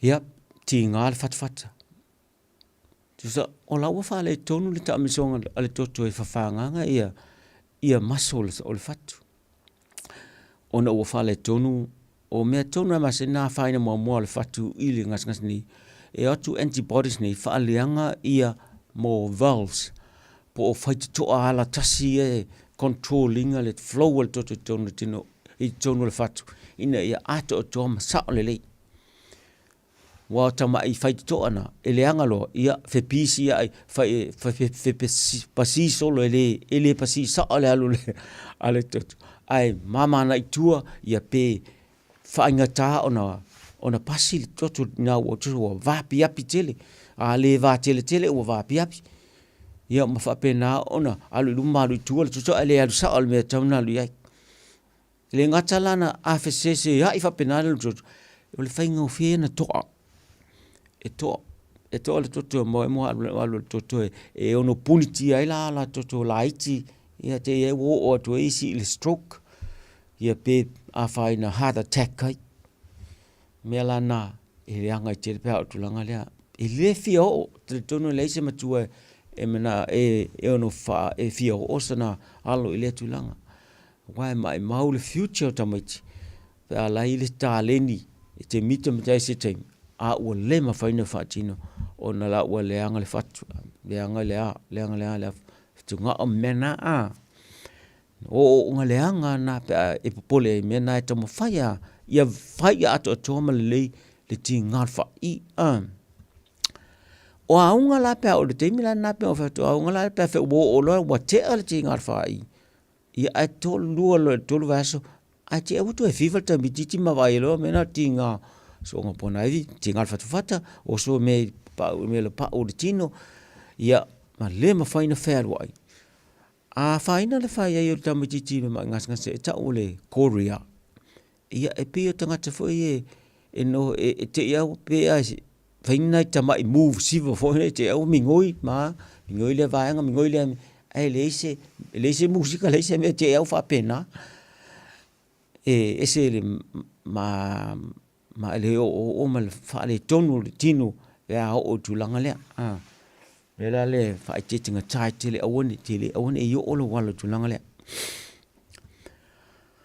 fa ya o ama o fa tonga fit ese le anga la wai e fa tui masina uma e fai la le tuina na e fai atu se le o se a tolo no lus fu testau sanga ona toi review la ia il temina pe te tau ndaf pe fa o mo na ni se tau sanga me la na fai te tinga tai te le wai te le lo foi pe le teimi foi la le fa solo na alwe tui pe ini si complications e lunga mai wai ono toi attack for le siama le streptococcal se teimi a lai already wa mo le rheumatic fever. Me na fai te tinga tai te le tui le fai. Tātou mai e mo le ngas, mai te mai mo le ngas ngasele. Fa pe a te wa mai tempe ave fai ona ni fo po me pe fai. E toi fai ela malesi extra antibiotic lunga atu le tui na fai. Ona le pui sanga fa ala sit pui nga I te milia mai siama. So se siama langa a faia ni foi no le vese vai ngo tonu o le o kamsi va pena ma ulu ngo fie siama tonu me la na va ele so na faia ni toftinga temina ta wana faia antibiotics e cover ila extra cover temina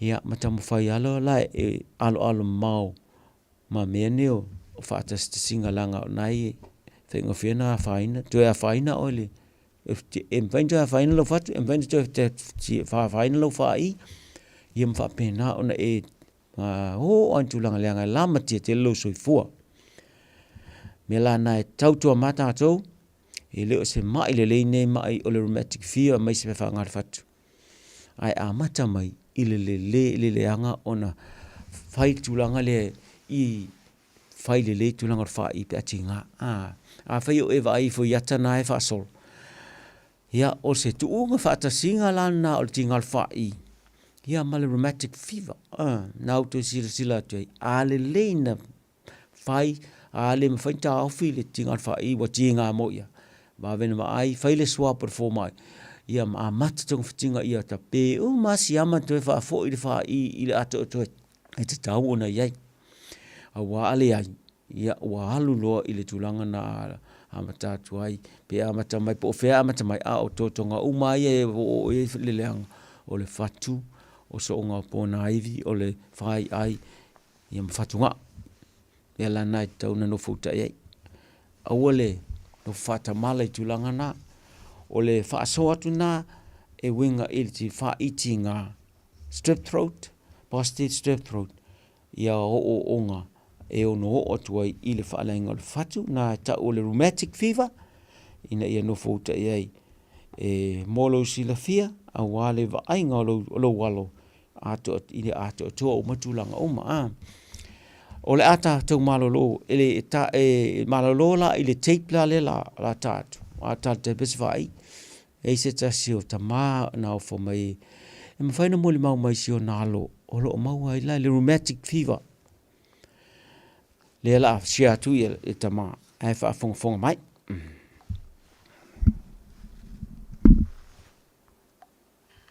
lo tali sa vai tama mai Samoa te au mai o se fulu ma le fa su ma lima o tau sanga. E au mai lava lana te li ua a fia ele. Ma ile o le fia o matika.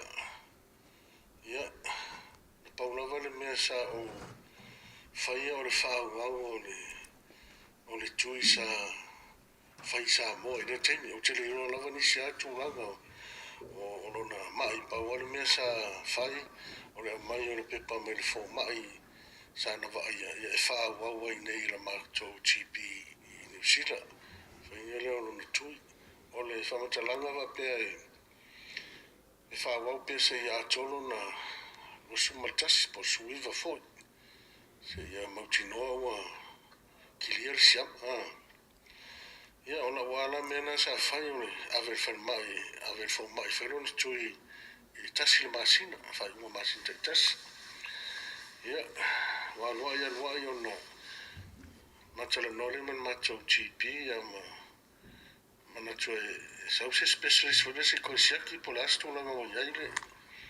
Ia ona saula le takata mai lo Wellington. Ia ona fa mtalanga wa se me vale to. La wa le le. Mana ono tu ia suiva na to sanga. Mana ono tu. Ono tu le mana wa fa pere. Ia no mana tuane fa wa pe. Mole no tainga la vaina i mautino o saugale murfa na.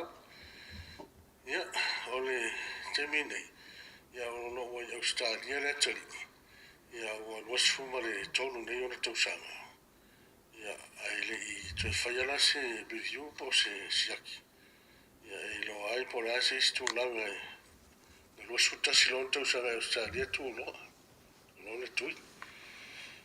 Ia o tu langa na la mai tau te mi ma no fo il te mi se le tui. Pe misina i masina ngalo fo le pe e te vai fo le ni.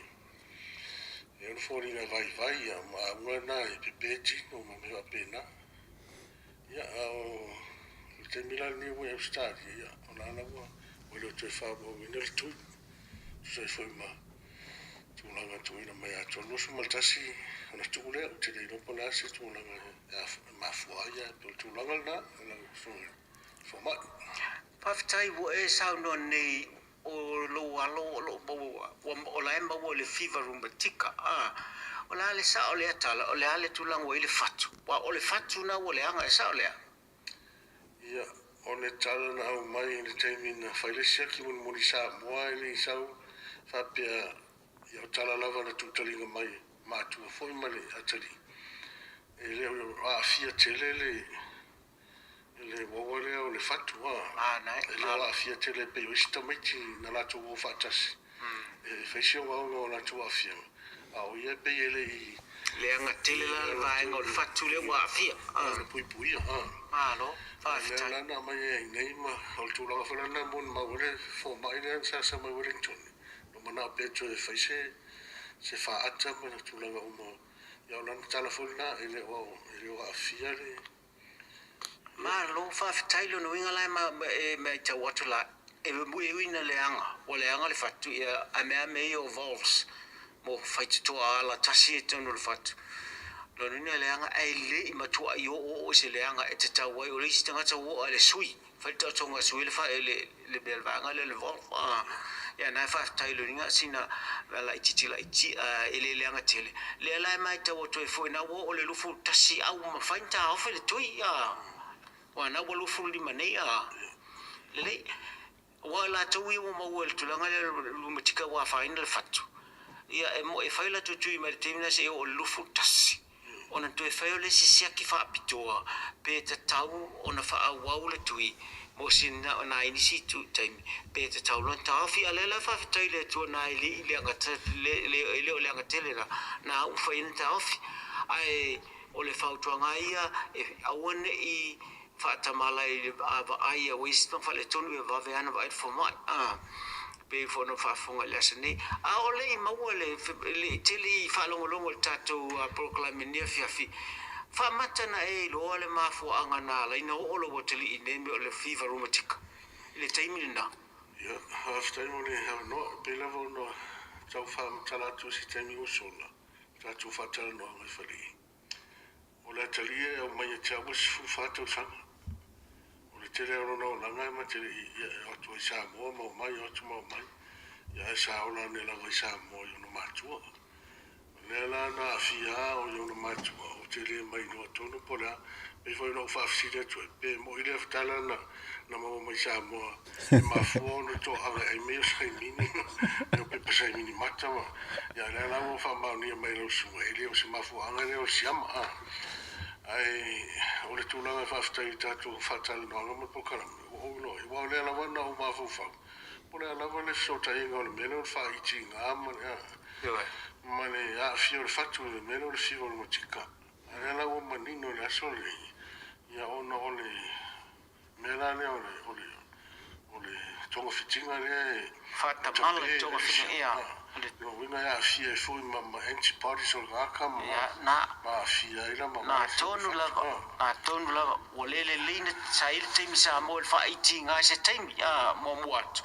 Ai muli ane loa peano fai atu ole pe lua le tolu ia masina po vai o i vai aso talo na umartinga alfai ai a matalona dia le mai a ungala ia le fever motika lo no inga la a matana afia ia le fatu mai sto tonga ino taua i le mele i antibodies enta taua mo so me sa tau pupuia le tino tapesia ma ala la pela se ma la ia fa sa nga mai lo le antibody lo ia ma fai lo va nga yo tino le wa fai nei le fatu ma se le fatu fa feta tele e se me to te fia sa no ia ole tu la ma foi le si fa so ia no ia ile tu no lo tele ona o le ai mo ma se o tele ili whanau no anga whorele mo le tūna whiwhi ei.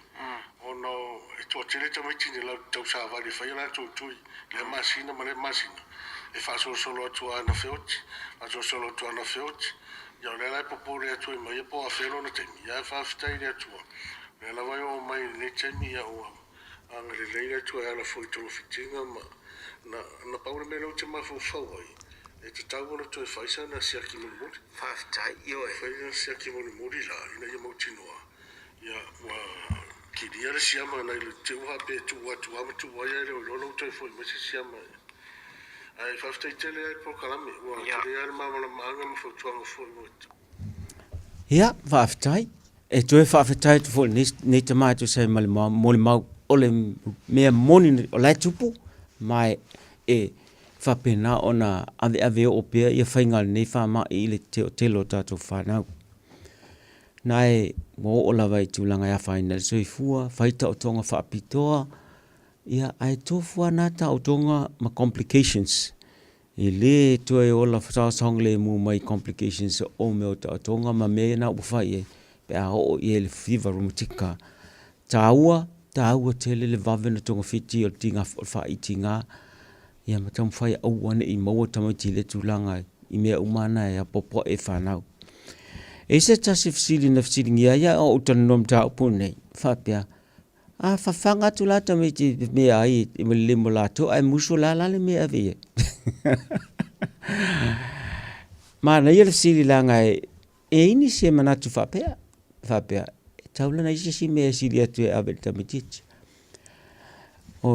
O la utali e limta o bele le fisile o tatu whanau mai li la itia e a matana o peano fatu a wale tango fua i mea ai lesi male mea whangwinu o lesi a alu la onga ave lau whangu le heini a le ai wa uma a wate tango fua lava ele vaisisi ea o mea tamiti o lai te matua am whaingo whiena whaalongo whaingo whiena on sa a whainga talta miti i ne atunu amatua ela tamiti e whangata. E le mawhauna whautua ngā whainga lai maa sa ne tātou i Samoa o no o isina sa sa tamiti ti wai le tal whangai me tu la whono te ua whaina jes. Mea lana o na sai pe a whangata. Ai te mawhai pe whao le ola tamiti e whangai me tala whenga i male lei mo ia. Mea whalana whaama tonu lei whango leia lima pe a fo i mai i le whale le tāua, ia, ma sauni fo la me i teimi o me ai. E whawhango a lima. Tu sa pe lafta umanta ele, wha maasani, whawhango lima ai le tau sami. Le anga, a ola le se pattern le le, e mwhaingo whiana wha atonu ta maiti. ai afengata ta wan on sa e fa tuntun ma le tamaiti I me taun fai me la le tino u me tamo fai le anga ile o se ngase le ngase ni o to tele alo a faina e pe ai sanga fa tupula I pele a faina pe a tatu le no fouta ia me la le o lo fa nga solo al proclame inicio o ikalesia la le anga ile faina o matu ikalesia e fu ile fatinunga mai le fatuora ile proclame le fa solo ikalesia o mfaina fe sota ia ma fai vatu ele a onga le ia ina ia fa ilo ile fa iti ngama le fever rheumatica mai ese le mana ia ole fitu fa ia tangata lai moli maua fa alongo e fatu fa alongo foi lai me langa ile lava se taimi ile se fulu po le fulu le mintena va ai fo mai le o lava se taimi fo mai fa ma mati le ne me ai fenga tai fo ia ona e fasili ia ma fa pena ai ona na sanga le lo ai ni me a vanoa nei fasili ia ole tele o fasili ba ma tu fia ngimi ma nisio e kalesia il nem ta upu mai fa tonu to fa fi ne foi ile fa longo la ngai mau tal no le ngana e ia upu palang ia tam fai ia fa liliu ile ngana fa ngofi ona mala mai ta to ai ia se me populations ia na e ma fai na vala au lo fo mai fisili ai au wan e muswa ma ai ta fa na una I lot a mai primary schools na fa solo ia le swapping o tamit so fai sau lo tamit ti la post ia tom fai tong fiti mana e fai ia ma ai tamit na uta fane ave vai fo mai se ki pele ia fai na mala to ai afa pe abo misi fola fo mai le en fai na vile le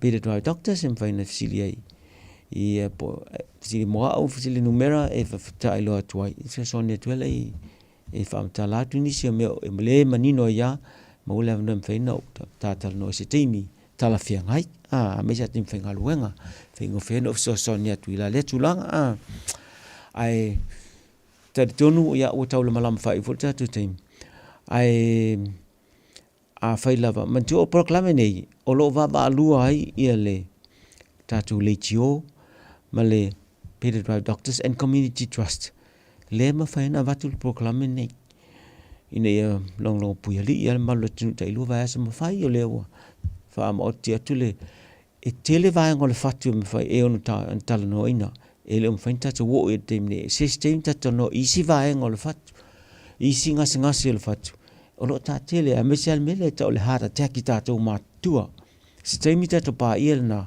ia ona fa longo atili fo la ia ilanga e se foi le onga fo ne me pa o tele fo inisio va pena a mol time ne langa fa le tu lo ata mai ti langa le wa mata le on tal fe ngai ona va il sa pule ta tu e tal no atili ia walo se le fi o ne no fo bon sa ia ma fa pena on fai me taun fai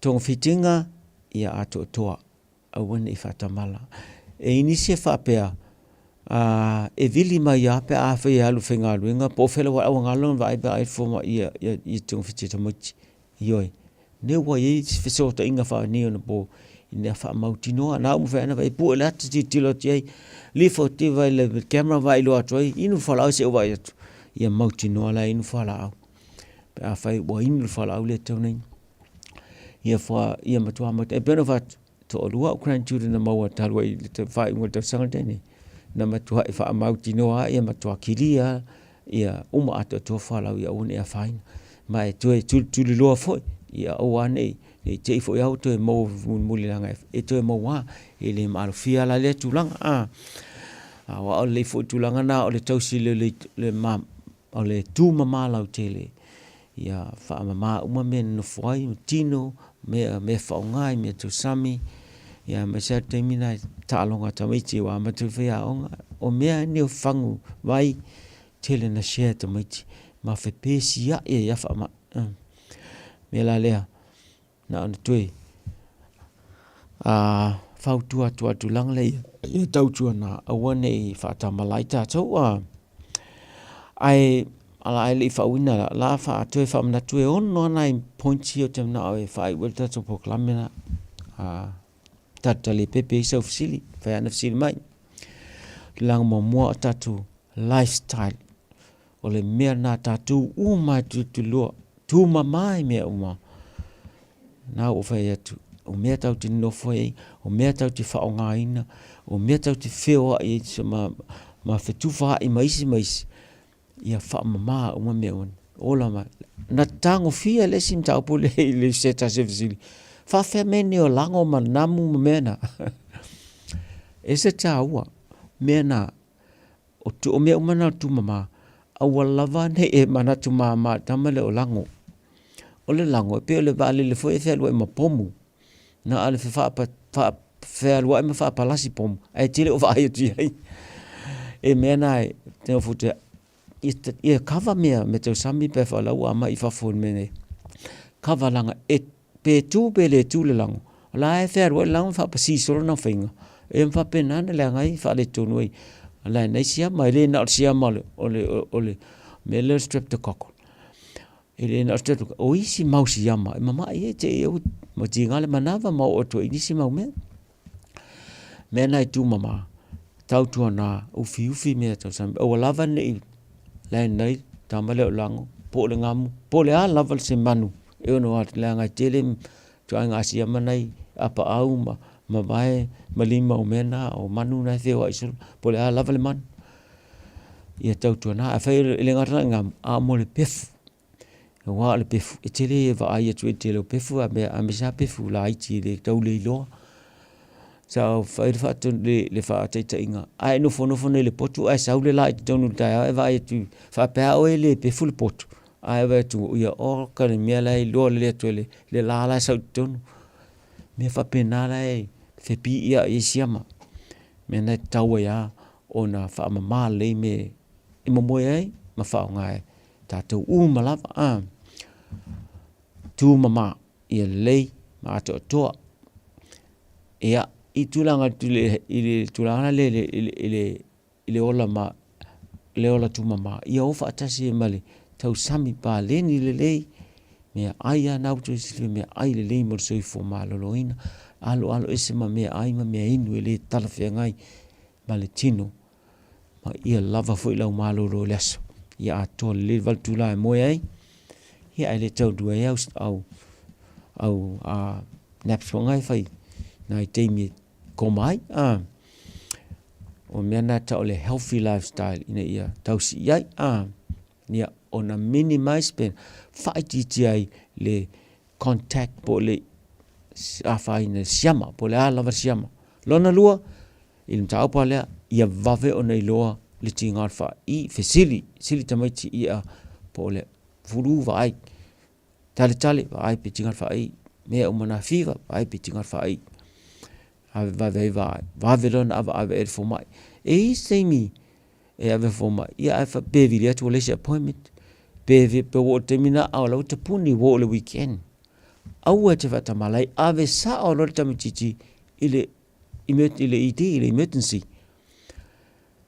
na walu ave la grand san lesias no tinga fa ave sa o le emergency mai le vave le vai ti li fa tali va tirua ta o tulmena vave na fai e fo mai me town fai i tamiti lai ele vai do tamiti melana mave ave vai fo mai ia pole ave sa o le ti pa fo le sa no vai fo mai termina a fai lo mo mave fa no fo le fale ia ma fai fa a wo lo tong tinga pe no fa tuina ia a tole le tong tinga yaso na pe no fai ai a fa tuina lo fo e te tau na fai screens ave uma tamiti pole ainga e fai la to swaps lai ave siaki ya tau na fai e ai se me o ia i le swap o mar to le ainga fengo fe na mochino ele o yesi amana langa se ilonga e swap na fa mochino le o lai le ai se chama le tonu le ainga ai fai fu o mai le to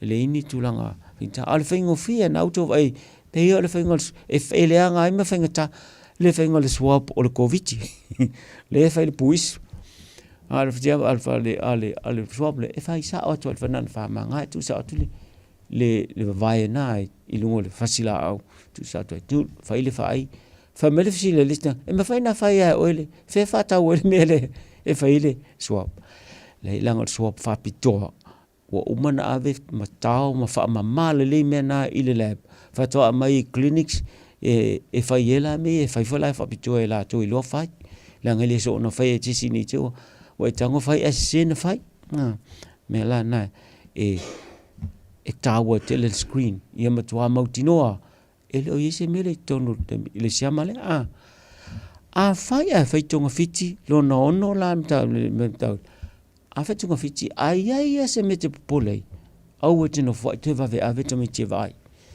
mai se pa uma ala te va to ala tale pele to le fo il meto ne ai au te no fo vai va vena ave le wala e to siaki le anga I le loa me tu o le sita me titi o le amatanga o lau amata le rheumatic fever ele matua I maua le lei bea lana e ono a tai loa siaki o le fever rheumatica e ese mai I le tonga fitinga o le swap le sa tauna fai mua mea nai te tau waia a fai e tauna review ea fo ma e riinga tātou fo ina wa tamaitu ina fai tui tai masina tu lo lato appointment ia whaingo fia ona ave tuewa ai matu siaki e toi whai review langa sanga review matu siaki ne ia mautino o lo so ngale mubea tamaiti I le whaasolonga o lato o langa o lo iai ia o se molima watu na ne tu la fiafi whaaftai lava mole whaalonglong fo mea im tātou mafuta ne fiafi le umai asa le tātou tue whilo ai fo ia tātou whapea nā ngai pe luma pea no whata aise fesili. Ia, nā eva no e wala awa tu pere tuai mau ngofea. Ia o fesili moa ne tautila numela team whengalo e whengofea na maua. Mana o mia se mna sina whamamang tele nim ta optau tu iai. Ai manu ia tele lava ne fiafi whamalu atu pa wha usala se ngana. Ia, tu atu nā. Ia, soifua mai manu ia ne fiafi. 24 hours a day, 7 days a week. Radio Samoa streaming live on www.radiosamoa.co.nz. Dala fana va tia roa, wa te tala na neile o nanga e veni, mo fa tangwai au ki lani New Zealand. Numero tasi John Coulter Drive, i le Auckland Airport Shopping Centre. Tau whatafatonu lava le warehouse ma le countdown. Lau fale o fula wiloa le e veni, Auckland Airport Shopping Centre. O se tala fia nei Samoa, wei nei se tautua ma se au nanga family noto mai le kampani o le City Car fua tu si tasi dua lua Lincoln Road Henderson. Te maua iai le tele o tawa la poa band e o foi tatu tawa le laiti. Tania foi la tau wha le tonu tongi e talafu mo le tatu cashback. A man tatu lima se lausi aga ia tu le lima fe tala. Fe so te mai ulungia Peter Perenanto le numera o lua tasi o walewalu fitu lua. Pe ai manau mia se tawa le fau molo ainga I le tau malulu. citycars.nz. A whai alo sa ili sea o ngā a mata molo walu. Aua loe te toi popole o le Galaxy Childcare e tele o na la lai au ki lani I saute. E toa tele whai a o ngā ngawaa o le a o ina le whanau e ia inga whapitoa pe a le sitala lo walu. Tolus fulu I tū la. Free. A vanoa le vēna le a onga mo whemalanga inga le whanau. Free. Maua mea aia le whanau. Free. E ia inga whapitoa. Mo nisi whamatalanga. Whafso tai le o lua tasi, o valu tolu, lua fitu, lua iwa fitu.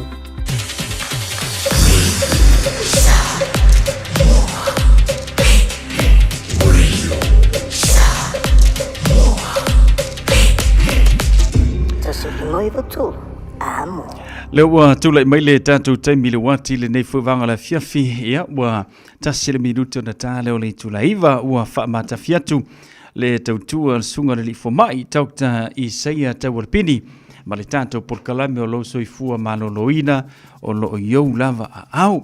Ia tāua tele vaenga le nā ina ia tātou tau sisia le tātou soifua maloloina. Ia ua a wha le tonu soifua maloloina o tātou. Ia ua wha le tonu fo ia fufuanga I tō tono lo a inga. Le ngatala ia tātou mātutua e whapena fo le whanau. Ua ama mai me le whanau. No minga o poloka fo ia isi au fufuanga pi o na iai. Tauala na alvaenga pi o na whamanatu le sunga le lifo mai.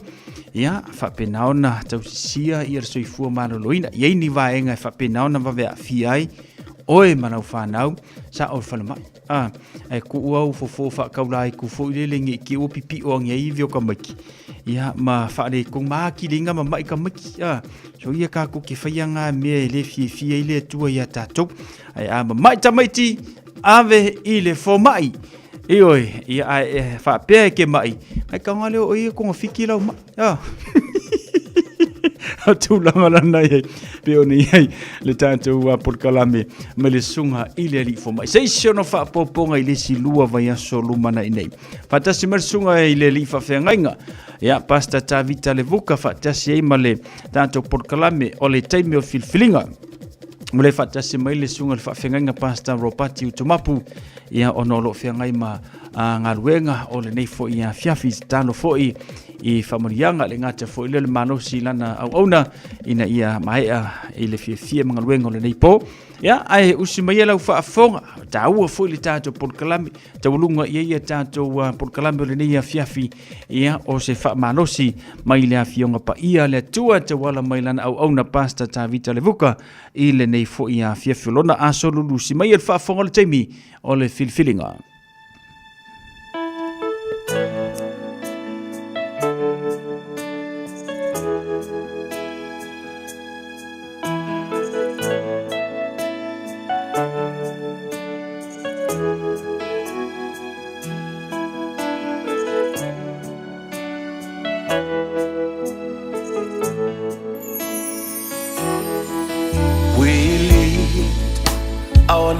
Unto you, Lord, let your glory fill this land. It's your desire, all would come into the knowledge of your love. Multitude in the valley of decision, waiting to hear the good. Samoa, come to the Lord. Samoa, come to the Lord. Samoa,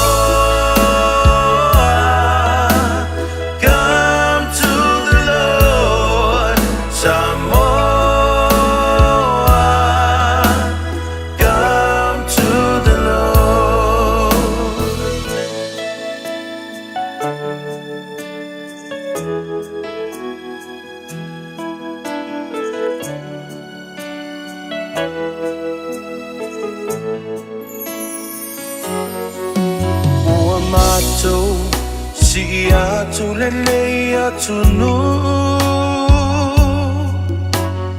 Yesu atu mu ilo mamalu olo finangalo ya o mayuma ile mala mala olo walofa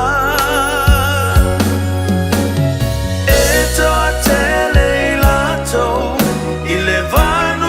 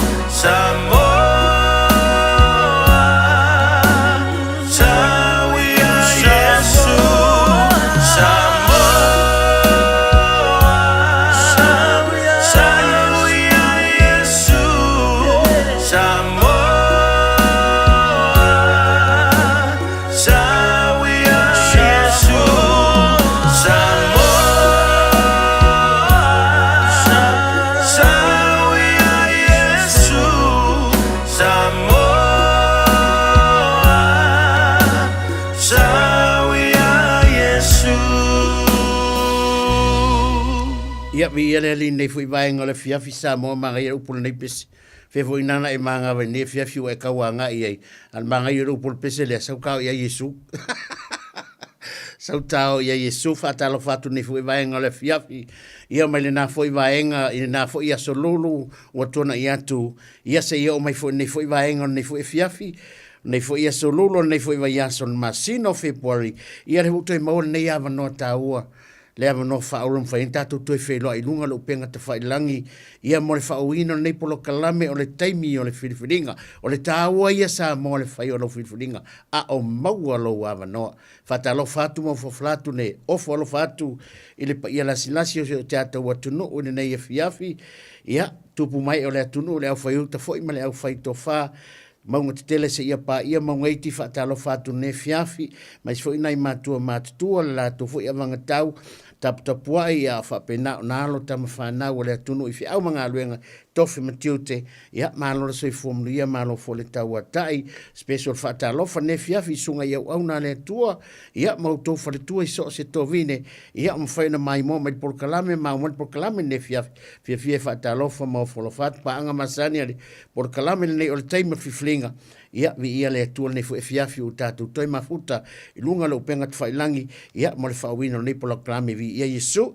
fa talo fa fu sunga ia sau tatu toi mo fo ne maftanga fiafi nei fiafi e fa fo ia i le tua lona lava vi inga nei ma se o le fa va lava ia Yesu ma tu fa fta ia tu lo ma tu tu nei fo vai ngale fiafi fo mo watu le mala malama nei aso ia le fo ma le fo il podi uri le pong sa ne fiafi fi ngai le atunu i fi au manga luenga i fai va lo finima ia lele wanga ngai fo fai le so lo ma tu tu o ma lunga le vi inga ia te o i lau tau singa ma lau leo ma lau pui le tu le soifua ia mai se lo ma tu o ne fiafi le tua wala watu nganga pa ia fa mole fio mai nei po ia tato fai por kalame fatasi nei fiafi wa wana o la wal tu stalo nei tu se te mala le lava nganga pa ia nei tu si fa munia nei polo kalame nia fo fa fo ta po mai tu no malau fa unga mai se fo lo matu tu angale le ia tu le usu aropati nei fiafi le mafuta ia angale le mai fa munia lo matu tu fa ni fo ya sau matu mafuta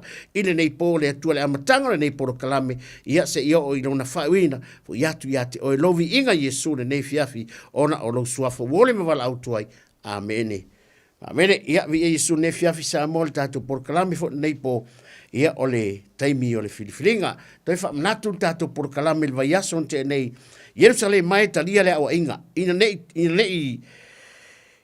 tia ese oe malo loto awane i o faia ina nei o faia oe ma fata funanga ole nuuele aina ma ngia i ole upul na vai asu ka ma fau loko ili me ta ole o inga ole tala le ale tuona faia Yeremia ta watu ia Jerusalem e uia ole o inga ile fia Yesu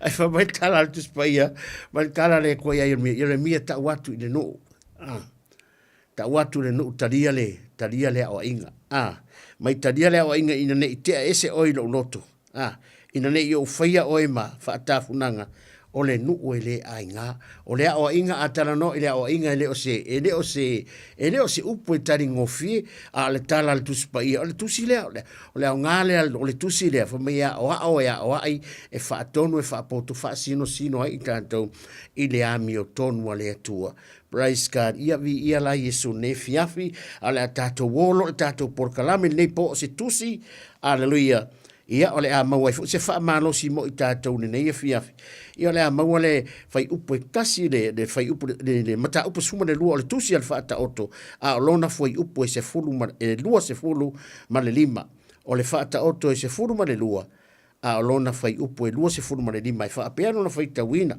ole atu vale ile loto ol tangata wa fa vai ai o ia o le atu vale i le loto o le tangata. Ua faa vai ai o ia.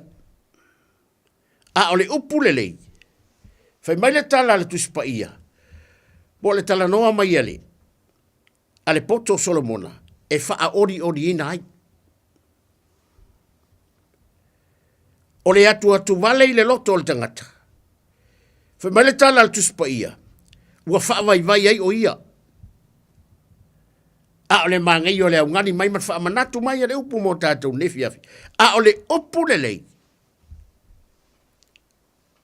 E wha oli i nai o ia. O le atu vale i le loto o le tangata. O le wata utino mai ele. E le poto Solomona nefi afi. Ua wha vai ai o ia. O lona winga. Sorry. Ele o se anganga le leile a koe nganganga. Ele o se upu maanga ia fo ile upu. Pe a tātou wawa i atu iai ma tātou whaitau atu iai ma mawhau atu iai. Ele talanoa mai ale poto Solomona. Ile upu le ta o le atu vale. Fai mai Solomona o le atu vale ile loto o le tangata. Ua whai lea ma awala. Ua wha vai ai o ia. A tonu o le. Ua tele tangata wha vai. Ua masalo ua kaule fu ingang ka wha malos. A kong fo ila o le anganga fo ila ua mafu ai ona. Ona tele le tangata wha vai. Ia ona ua wha vai fo le wha malos. A wano inga a wha vai le wha malos. Ua wha vai fo le wha vai. A le tau o le wha vai mai ore. O le kangaka malosi. Ia ala au lo iai se tangata. O langa lea mata whai oi. O lo iai fo se tangata. O lo ia te ia le upu. O lo ia langona fo ima lo ia te ia fo ilona wala winga. O le loa wha malosi i se tangata ua wha vai. Ia po se tangata fo iwa tau wha vai. Lea la o tau mai fo ia ele a fo ele poto Solomona. Le nei e fiafi. O le isi la lea awala e mafu ai ona tele le anganga wha vai. O le ale winga le wha matalanga.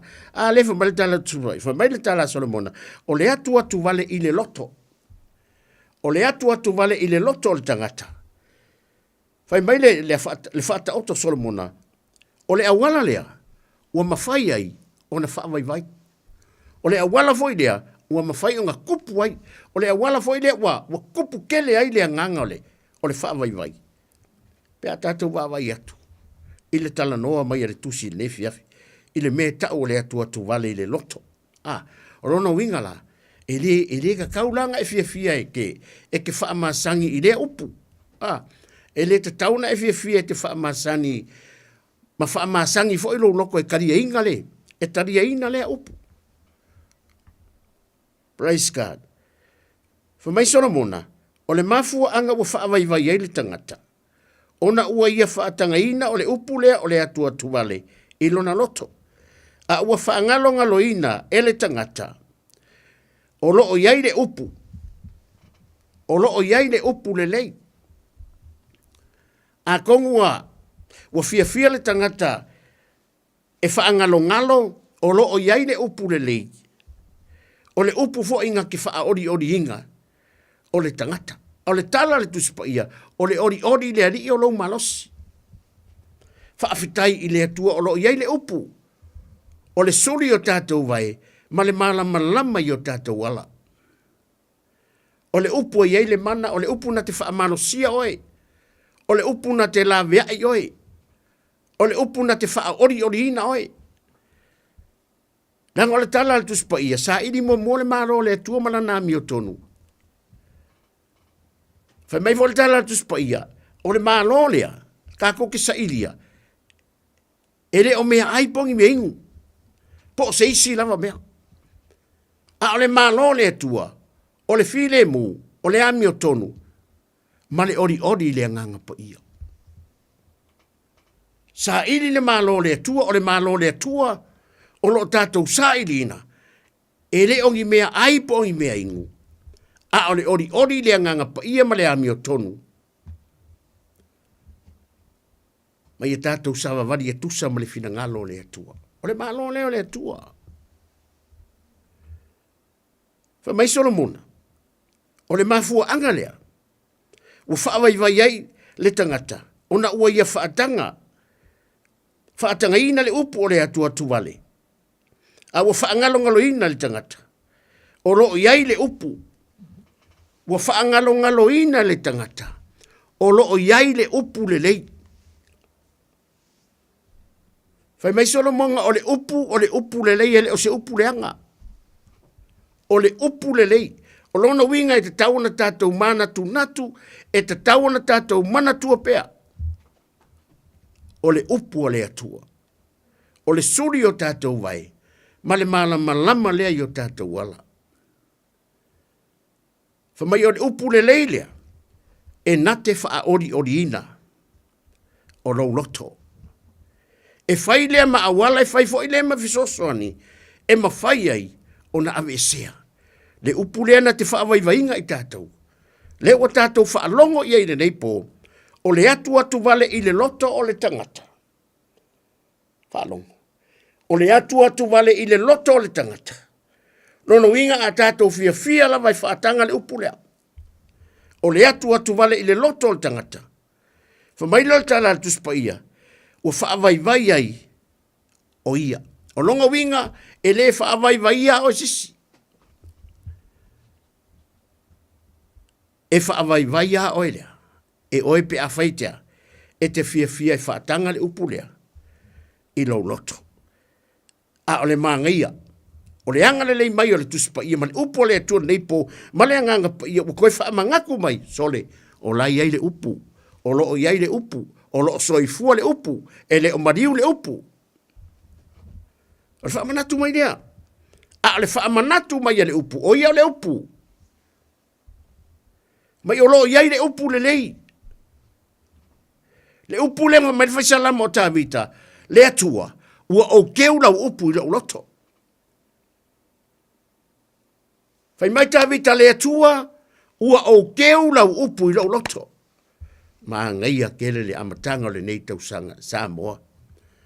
Aleluia pe a whai a vea le nei tausanga lua wheno rima.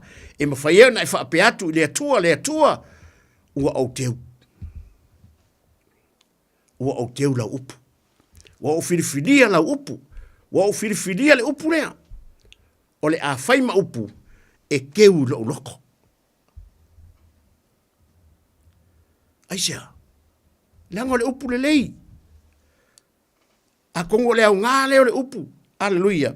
Praise God. Le wa wha manatu mai le atua le upu lea. Le upu le tātou te noi le pōna nei. Le upu le lei. Whamaia.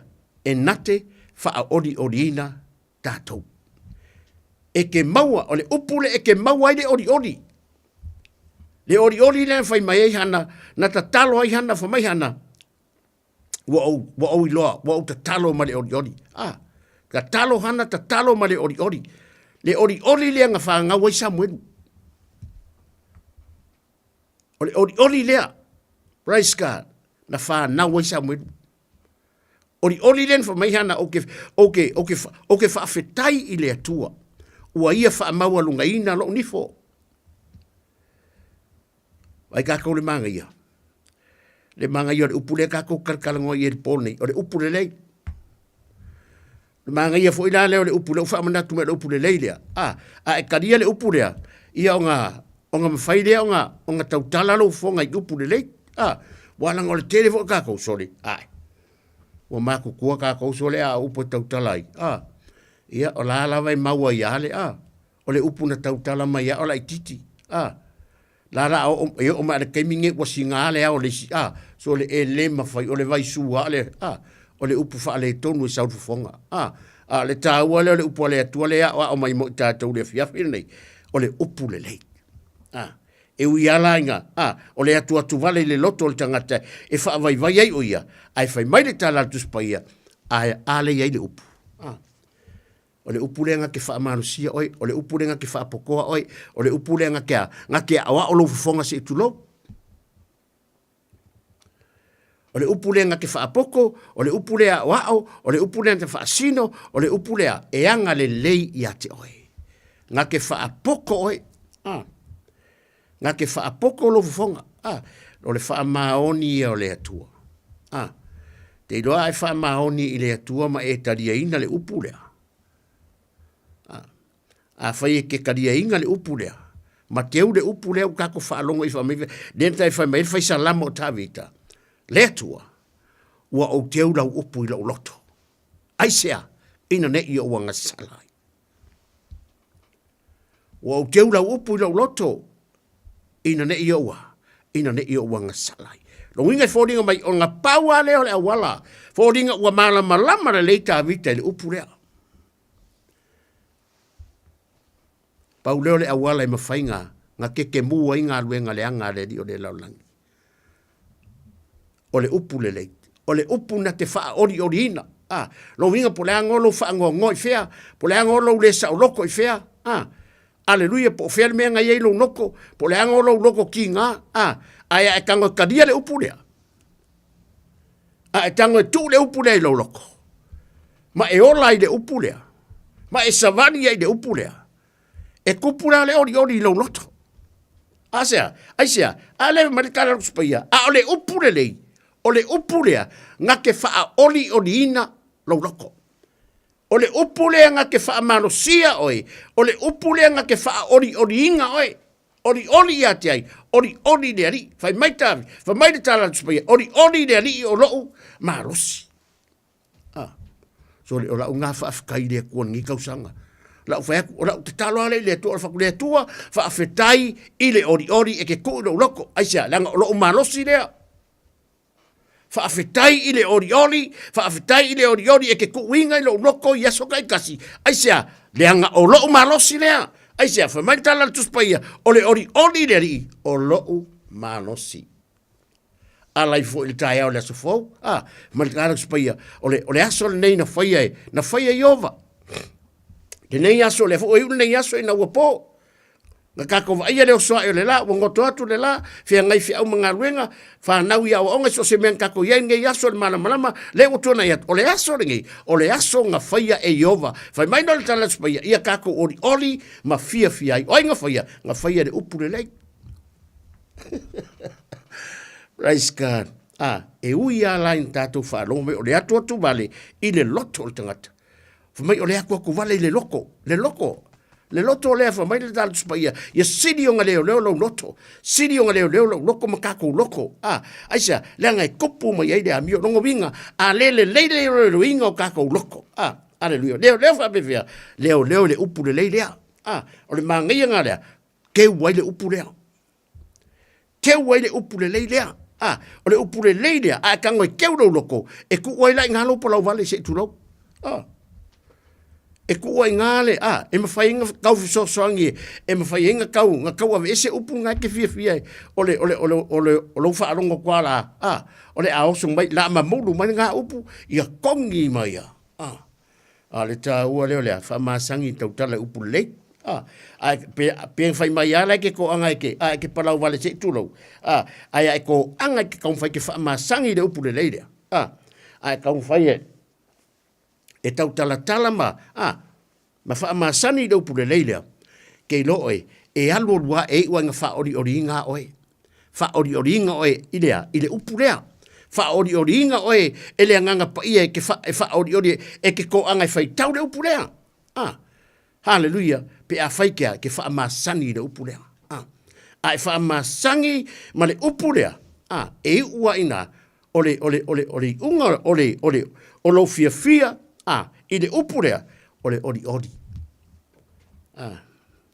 O lo ori, o le a kupu se ori fau i lo loto. O le a kupu wa se moe fau i lo loto. Aleluia, praise God. E kupu mai engi mea le lei. O le a whaape ngā o ngā whai oi ma whaamanuianga i tangata. O le awa ai fo i kangaka i ake oe, o le o langa sa e o lai, nga e soifua mai ai, o se o langa i lei, ai o le awa ai tangata i lowo langa, o le a kupu mai so o langa, lowo langa, o se o langa i whae aina.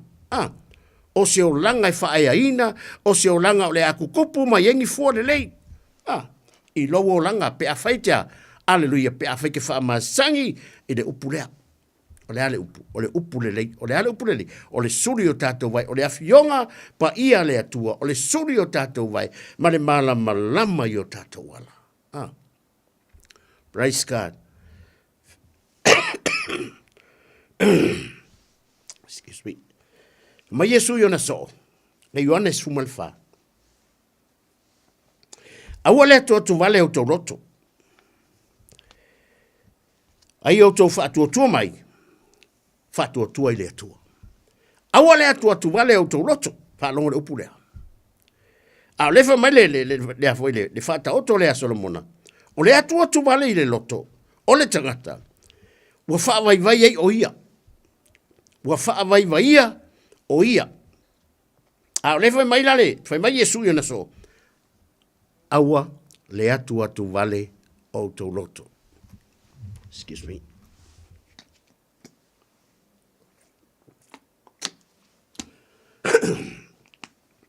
Aua le atu vale o tau loto. Ai au tau wha i le atua. Ia wha atua mai fo i atea. Mā ngai o le au ngani mai ale. Tusi la ioane. I le me kaunga ko whai le wha atua. I le me kaunga ko whai le atu vale. Wha mai Yesu. Aua. Le pole neu kako wha alongo mai. Aua le atu vale. Rona winga fo ringa mai fa mai deu pole kua aua ko faia aua ko fa masangi menga aua ko fa masangi deu pole aua ko kam fai e ko le upule ko ngo lo loko langa le upule nga ki fa vai oi ai ko la ye le upule le le ka ko fa longo ye de pone fa mai na kala isu so aua le atu vale o toloto le ale me ka fai Fai mai Yesu. Yo to tua i le atua. Tua mai. Koko mai fo ia kia. O le mea ngai ala. E kaunga whaia. Angalo la le upu le atua tuvale. Aisea, nanga leu mai Yesu. Aua le atua tuvale. Longo winga i lo le leia Yesu le me kupu. Pe afa pe fai pe ale e ngo so le upu le. Pe afa e tu ua e ku Yesu nga so.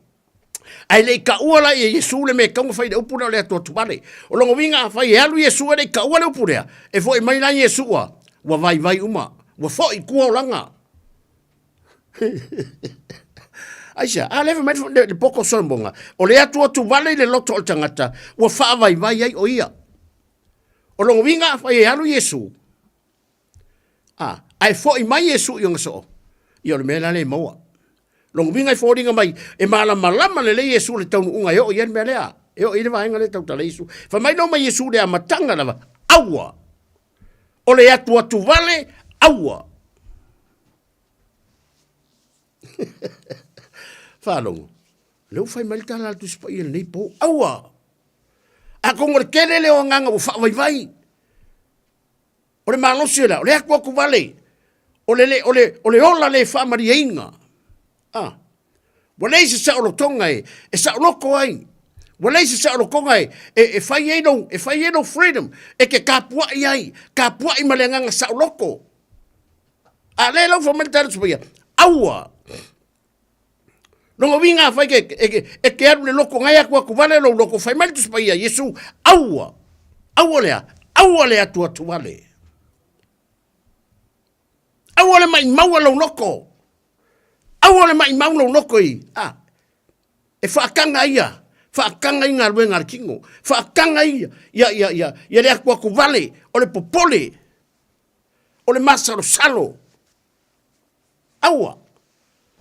Mai Yesu inga so. Aua le atu vale au tau loto. O le memanga o Yesu. Mai whaakua mai. Whaakua mai. Mai Yesu whaatua i lo tama.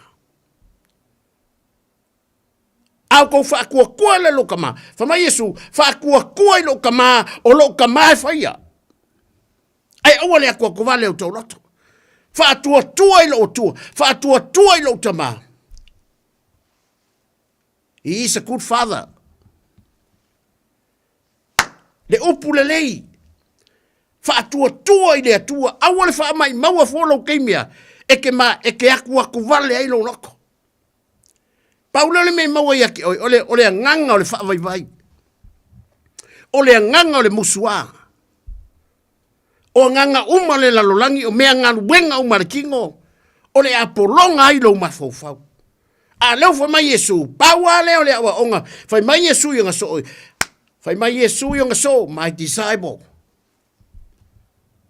Aua le atu vale o tau loto. Ai au tau whaatua i le atua. Whaatua mai.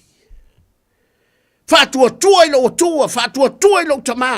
Ma Yesu, whātua tua i lo tamā. O ke alu, o ke koe sau. Whātua tua i lo tamā, o ke alu, o ke koe sau.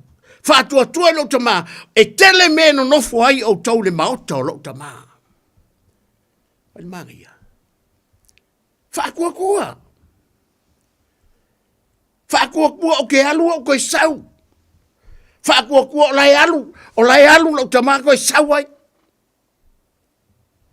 Aisa. Whākua kua lo loko e le mawhaianga le koe sau e saua. Aisa. A le tau tala ia. E kele mengo ngofu ai o tau le maota lo tamā. Kako whākua kua i nea upu. Awanga ko ke masalo salo. Aleluia. Ile langi wa e mau ki ngoa lava. Wa e whākua kua o lo iai wa maua lo ava ngoa i le langi. E ma Yesu. Awale atu atu vale. Wai, ono winga a whai e ke whaakanga le upu lea. A le ufa merika unga. O le whaavai vai mea o ia kākou. Ar kei mea ke whaavai vai ai. Ia ar merkus pa ia. A ue ke whaia se mea i lea kua ma lea nganga whaavai vai. O ia ke mga o mia lea nganga i ke whaamanosi ai. O lea nganga i poko ai. O lea nganga i matau ai. O lea nganga i whaamanosi ai. Alu kako whaanongonongo. Aua le atu vale o tau loto. Le loko le famari tala Solomona, o le atu vale i le loto, o le tangata. O le atu vale i le loko so se tangata la e kupu aile, e fia e accepte le upu lea o le atu vale. Famaina le kala spaya, o le karia oe, o le whaavai vai. O le tari au, o kākou o le whaavai vai. A o le maa ngai a fo e ngipu, mana koe wha mangaku mai, e ui lawa i ngaku aku vale o kākou loko, alo wha mangaku mai e le atua, o ia o le ala upu moni maleola. O ia o le ala upu moni maleola. O ia o le atua soifua e leo maniu. E leo suia o ana nafi, maleso e o lava i le whaavavau. O ia lea. Alo kako whalongongo i e le pōl nei. E tele mena no whai o tau ni maota o lau tamā. O ke alu, o ke koe sau. O le are mea nai manga o Yesu. Whaatua toa. Whaatua toa. Aua. Aua le atua tu vale. Whaangalo. Aua le atua vale o kako loko. Nai kau kala mai le atua i lo loko. Ia siri o ngaleo leo inga lo loko. Awangi ia ku vale lo loko. Awole masalo salo lo loko. Awate tu la fo inga lo loko. Awangi ia ku vale o tato loto. Ai manga ole upo le ko le porgi fa tua. Fa tua le. Fa tua le upu le lei. Ole upu le lei, ole upu fa maongi, ole upu le pepelo. Ole upu le fa ole ole upu. Ele pepe loa ole upu. E mawhainga pepelo o le kaka. E mawhainga laku kaka pepelo e mkuluku oe. Mawhase selo mafofau. A le upu lea. E le mawhaia le upu lea langa le upu le lei. A le whamaia. O le tautala le upu i langa upu. A o le upu le lei. O le upu lea. Nga ke whaia ngā ruenga le lei no loko. O le ara ngā ruenga le upu lea ke whaia. Pea e fia e wha masangi le upu. E wha ori inga no loko le upu. A ori na no loko le upu. E ori no loko le o lau manos. O ngā kupu leo se moe fau no loko. Pea wha ori inga. Wewe ni maa ngai o ngā ruenga le upu. Tangoro le upu e wha ori inga no loko. Ori la ideali. Pawale o malo. Pawale le wale ke malosi. O lo malosi lea. O le ori. O lo malosi lea. O lo malosi lea. O le ka malosi lea. O fea. O airu ka malosi. O le ari mafu anka ke malolosi ai. Fafo winga ka malosi. Ori. A le famai. Famai Solomona. A ole upu le lei. A ole upu lelei, a ole ngei upu. Ngā ole upu lava lea, ngā le pau ale ole upu. Ngā le pau le ole upu e kau ole upu le lei. Vai. E kele upu. E kele upu. A leo fai mai a leo, leo kako whaalongo le upu le kako whaalongo longo da fiafingei. O lo kalangoma i de ngang paia. O le upu lea, o le upu le lei. O le upu fai me le lei. Hallelujah. O le upu e lei noa le upu lea moi moi. E lei noa le upu le ika fua. E lei noa le upu le kinga. E lei noa le upu le fai fuoles. Aisa, le hanga le upu moi. O le upu moni. E ta ia oe, o le upu mongi lea, ngā ke kai inga lau savaringa i le mea mongi. O le upu mongi lea ngā ke kai inga taua i le ala moni. Ai nale mahai ho nipo. Bailor tala Yesu. Bailor tala Yesu en so. Aua le ato tuvale. Aua le popole. Awal fa ko kiki. Praise God. Awa. Ele se ka ko me mawon nga mea. E ke fa alonga ku lo wa. Wa makanga. Kau makiwa fo ka ko. Wala fo se me ke ku ai.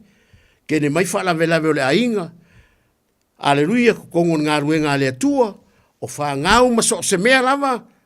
Mo ka ko va o nga kopu lo le kamalea. Le ko ku vale. O nga ngalo le ya ki o lo yai o nga ngalo le ya o ngalo i ke le upu le. Le upu le le le. Le upu le le le upu e anga le lei, o le upu e alofa, o le upu e fa maongi, o le upu e ke manguia ai. O le upu e fa sa lo ko o le upu e kawa ku ya ke o le kali. Awa mafuanga ngalo ya ke oile upu. O le atua tuwale. Popole. Le mautonu. Wai whaalongoi. O nganga uma i ole hao mai ke oi. O nganga uma i ole sa ufa vai vai oi. Ale wha mangaku mai ade upu sore. Ia e manatua o lo o iaile upu le lei. Ia e manatua o lo o iaile upu le lei. Ale upu le ke whaalongo longo i o la unga pere pule la. E ke lakwa ke whaalongo kwa lai la unga mai o le upu le lei. Praise God. Mai la Yesu i ona so. Awale atua tu wale o tau loto. Mai o tau whaatua tua i le atua. Whaatua tua mai atia. O le mana onga lau Yesu. Whaatua tua i lo tama. Whaatua tua i lo tama. E kele mengo ngofo ai o tau. Awa ko ke masalo salo i leise mea. Ai o ko whaakua kua ma tali tonu. Tali tonu i lo tama. Le tele ano i o le mengo ngofo ai o kou. Awan kau ki. Whama Yesu se anga whaapea i leise mea. Se mangu o ke alu. Awale ako ku vale o toloto. Le tele ango ai. Wa umanga ka penga lo ngofo le langi. O lawa yaino wa ngole langi. O le kaimi ya. Pa wale ole maga o le. Pa wale ole mana onga le upule le tadia le upule. Pa wale ole mana onga le upule. Tadia. Tadia le upule. Aisea. Yoani mo mu fa bu sumalua. A ila to umo entari o ye mafatua tua no na suafa. Mafatua tua no na suafa. O ke avaku ye ole manuia. Ole manuia nea. E ta ua e tatou. O whanau. Wai ka wale upu. Ka ufanga winga o le upu. Le upu le leilea. Le upu na te wha ori. Wai wha longa kala. Le upu na te wha ori. Praise God. Le upu nga ke wha ori inga o ka loko. Ori le ari. E wha ori e ai. E wha ori e ai. E ke le wha ori e wha ori e le upu. Pe a fai ke karia inga le upu. Pe a fai ke wha mawalalo. I le pole nei. Ma fai le leisa o whiriwhiringa. Whiriwhiri le upu. Lale me uka wele upu. Lale me uke uka ko whaalonga ngipo. A olo iai le upu le le. Longo winga ke le upu ki whaalonga ai. A le wa. Special pole nge ue whaalonga. A le upu lea. A le upu lea. O le suri o kako wai ma le mamalama o kako wala. O le upu le lei.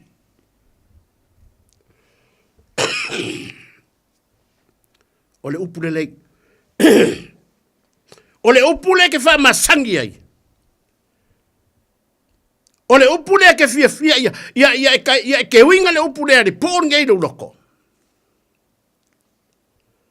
O nga ka le upu le. O nga ka inga le a o le upu le lei. O le upu e le pepelo. O le upu nga ke le o le ngia o e lau savaringa. O le upu ale wa kau mai ale upu. E tele mea no fuai o tau. E kele. E whau la i mea ngō fuai o kou le maota o lau tama.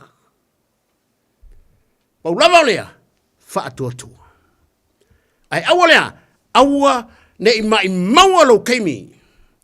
Awa le mai maua lau keimi wha akangai lea. Popole. O lea kua kuvale. O le le mau tonu.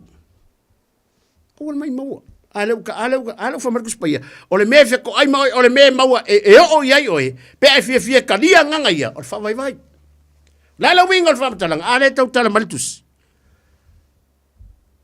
Ele pe pero kus. O le ala foi le kango fai kawa. Le ala foi le kango mai ngai upu ngai po. Aisa, ale wa ka mai wala kele la fa vai. Mo kele la fa ngau lua solo la wa fa ngau solo le uluma.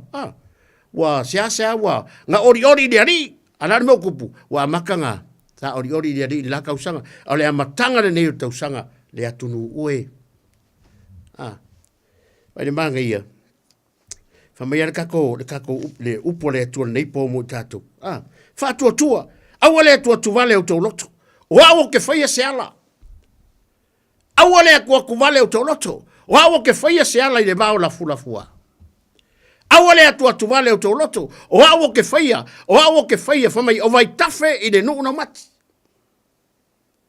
e ngau maki e lengi vai ko afa ai fa longo le folanga le atu pe fa kua ai awale atu vale fa mai o ke faia se ala i le va o la fua ma vai tafe i de no mati mai fa tua le tua. Aleluia. Mai Samoa.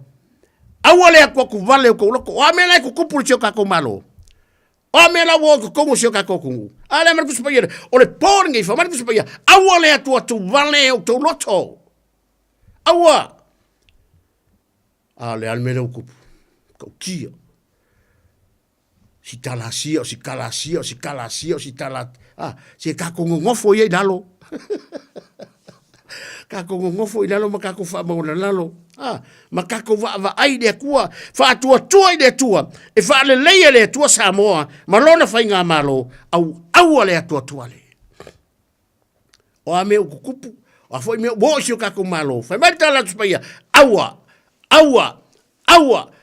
le tua le o le mole ko vale e o ai kako sio kako wa ku ai ola mata tau. O tai o le tātou malo. O le atunu. Leu fa mai Yesu. Aua le atu vale. Se e kele mengo ngof wai o tau le maoto lau tama. Nge o kako whapea wonge upu sa mo wonge. E le onge le atua.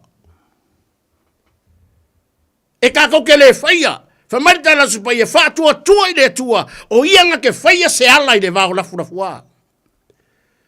O mea umo la kako wharongo le kupu mai kua. O au ke whaia. O au ke whaia o ke whakawhea. Ia vai kafe i le nuna mati. Po onge langona, onge mangaku, onge upu. E le onge le atua. E onge mena le ona tānoa. Tala le tuspai e leise mena le tasi. E onge ali tangata matau i le atua. Pauana le mena mangai. Le atua ia Samoa matau. Langa mai tala le tuspai e ianoa. Hallelujah. Fa mai le kua. Noa fau le va. O le maa ngai ai o le kala le are. Me maa vai le kala le kua manoa. Fa mai le kua noa e fai e oe le va. O au e fai le lolo e kuwaku le lolo i le ele. O au lau ke fai le lolo. Ai kanga o e fau le va. O nga paua le awala ke sawai. Avai. Fa mai le kala tu spai. O le fa kua la ngoa. Nga fai ai e ngoa le va. E kusa ma le upo le kua. Le upo le kua. Noa fai e va.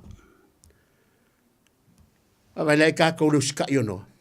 Ki ngā ngai loa ngonga ke le i faua le va. Se va a peilonga o langa a koa. Ki ngā ngai loa ngoa le marama ngoa ni kupika mangi. Mangi lau kele, mangi umi ngā mau mea ngā fua ku ngā. Le kala le kua. Ai ngā whai ai ngoa male whaatua tua. Ile upo le kua. Whamai a le kua. Noa, whau le va. E whai e au le lolo. E kua koe au le lolo i le lele. Ngā kangoa ngoa whau le va. E kusa male upo le atua. Le upu le kako kanongol ponge. Le upu le lei lea. Praise God. O le kāua lea. Mai la le Yesu yana so. Awale ko vale ko loko. Kari kongu ina utama, kari kongu ina watua, fatua tua ina watua. Ngake fa malolo e pol nei. Awale ko vale, afayo ngake ko vale, ngake mai ke fa longo mai de pol nei.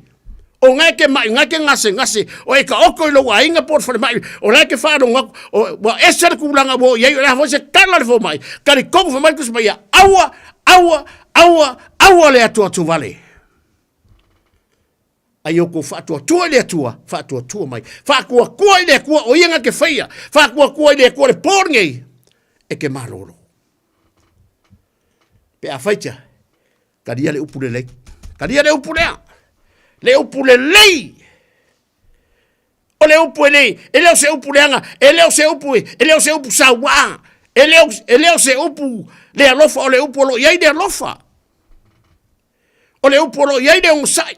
O le upu lo iai de loko kele. O le upu lo iai de whaakua kua. Mai lo tala Yesu. Aua le atua tu vale. Whaatua tua mai. Whaatua tua i le atua le pōne nei. O le afo iso umana onga. Whaakua kua i le akua. Aua le akua kua le. Whaakua kua matali tonu i le atua. O ia o le tali. E kari a. Kaku whaalongonongo sa mo nipo. Fea lava le mea o iene malo si al porkalame nipo. Awale atua tu vale. Samoa, awale atua tu vale. Samoa, awale atua tu vale. Talia le upu le lei. Talia le upu le. Awale atua tu vale. Aia whaakua kua le atua. Whaatua tua le atua. O ia o le atua le o suia o ana nafi ma le so. Kako whakua kua le kua i ka kala mai au mai le kua o ngala. Le ngai whamaitus mai ia o ala o le atua e le o kako wala o kako mangaku e le o manatu o le atua. Le ngai kako whamua mua kako mangaku mo kako wala. Whamaida karatus mai ia. Aleluia. E le whaapupuina le a ao le atua. Ao le anga sala. Ma mio le anga. Wa fai le ma wala. Wa fai le ma papupuni. Ua le ma fai ai. Al ma ngai ar kusinga le. Lima suriva i sair fa pefa. O mea ia wa mea ma wala. Ua le ma fai ai. O nga yeise se wala au le amio tonu. Ua le ma fai ai e sesi. O nga fi ngau i le fa maoni. A watudi ale manuel tangata ia. Ma fuesea. Salamo. Fe mai tala le tuse ione le. Mata iorua. Ina salamo ia. Ina salamo ia utou. Ua lata mai. Nge yo kako kau mawhai e whauro kako malo. Si kako malo. Ai ngalo ia i tato. Ua lata mai le ari. Kako ke le lo por kalame aia le akua. Kako ke fiu foi kau mwhai. Ai a whai al fina ngalo leo le akua. Ua o le kaimio le atua.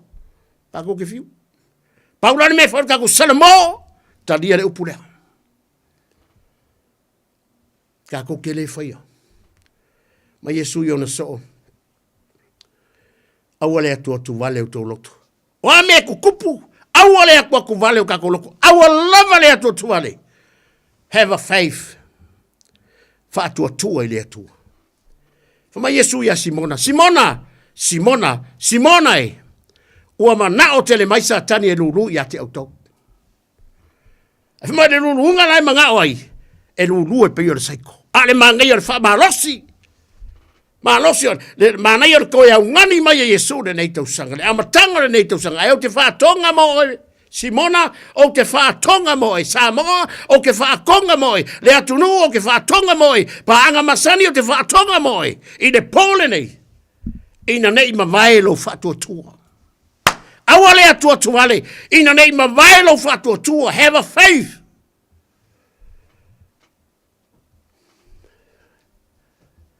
Praise God.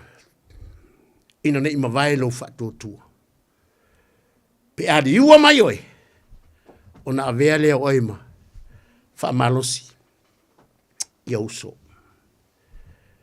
Samoa. Wha aftai lea tuena na upu nei po. Kako wha longo de. Le anga le leima wha monia mai a lea tua nei po. Wha tua i lea tua. Ua wha malolo i lea tua. I mai uma mautinga. Wha tua i lea tua. Wha malolo. Wha malolo lea tua lo loto popole. Ma le le mautonu. Wha tua i lea tua o ia o le tali. O mana onga. Wha tua i lea tua. O ia e te mawhai ai. Le nei tau sanga atoa i lau savaringa. Aua le atua tu vale. Aua ke mawhau ingi me ke mawhau iai. Wha pe aku ngei kau sanga. O kenen makiva. O hangi meo kia. Aua ke mawhau. Paulava leo maika lak spaia. Wha tua i lea tua. E tele meno no whai au tau le maota lau tama. E whaia e ia se ala i le vau lafu lafua. Wha tali i le taimi o Iova. Wha longo le upo le tua neipo. Wha longo le mkaukia. O le atu vale i le loto o le tangata. Mafua angangau mafua i whawaiwai oe. Mafua angangau o mafua ngai whawaiwai e sea. Lenga ua e kalia le uloko upu ia. Ua e keu i upu ia. Awa le keu le upu le kua. Mai tawika ua keu la upu le atu. I lo uloko ina nei oua. Ina nei oua ngasalai. Keu la le upu le kua. Ewa keu i le kua kuvale. Awar keu i le popoli. Awar keu i le mautongu. Ale ka ua fai mai fa ngako le upu ale upu le lei ke lole manga ia fai mai ole upu le lei ngake fa ori inga lo loko ale manga ia ai kangola ke ule upu le mai manga ku le upu le pornge e o ku kai au wa esel menga o kupu wa makan kupu no mo fo ala wa vai ka wa smile a fai walunge yaso au le anga foringa i lo wika fua ma kele ngau sawa le maua se kofi le mo o peio se sawa ai se kulo tu lo samo wa winga ngal mea pe au nginga le mau kongu le mafau fau po pole o le lole me la fai o vai ko fa ngau ru marko inga vai ko lo bakua wa ai vai ai ale kawa lau fa mangako mai ngongo foi dalo le upulele o le suri o kako wai ma le mamlamo o tato wala o le me lai le ngau ma le upu e fa ori o le upu le ori le nga ku le loko hana le nga fa nga wai hana fa mai le kua fa afekai wa fa ma wa lunga inga le kua lo ngifo dale wingo le kala fa kupu le kua le malosi fa kupu le kua le malosi fa fiinga hana yo do ma nga fili e nga va vai ma wolalo ale ori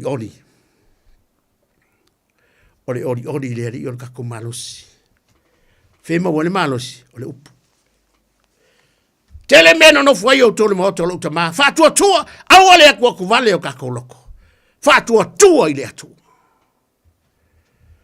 o ia ole ala upumoni maleola o le ala le kaunga kua, wha atua mataria le ala lea. Wha atua makalia le upulea. A le uka ku wha longo le pole nei. Aua le atua le. Ka ku wha longo mai aua. Le arga ko me mawai. A le markus paia. A ka ko fia e wha kanga le atua le kako loko. Pau ale me o ia kakau. O le wha vai. E o kwa ia sari nge vesa ko a fai o ngai engi me ngai pole lo loko ngai a ko vale wa ele lole me la fai. A fai o ngai ke ma va wa pau yo ngai ke fa lo ko so va ke mi pe a fa pe ngai a ko vale lo loko o le ko loko. O le fam singo. O le ika, o le tinga, o mea le anga uma. A le ka ua le whaatanga le upu le lei. E anga le lei e whai mea le lei lo loko. Kanga le upu le aia, e wha ori lo loto.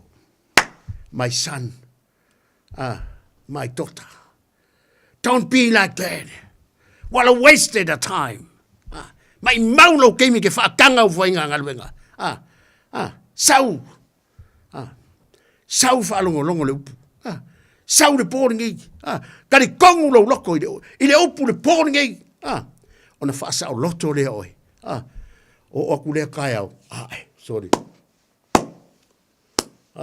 Ia wa ese fo ile langona. A wa e moengi le pōringi ia. O ngai ako wale loko. E ke moe mo lo le whaamangaro. So le awa ke moe ke le whaamangaro.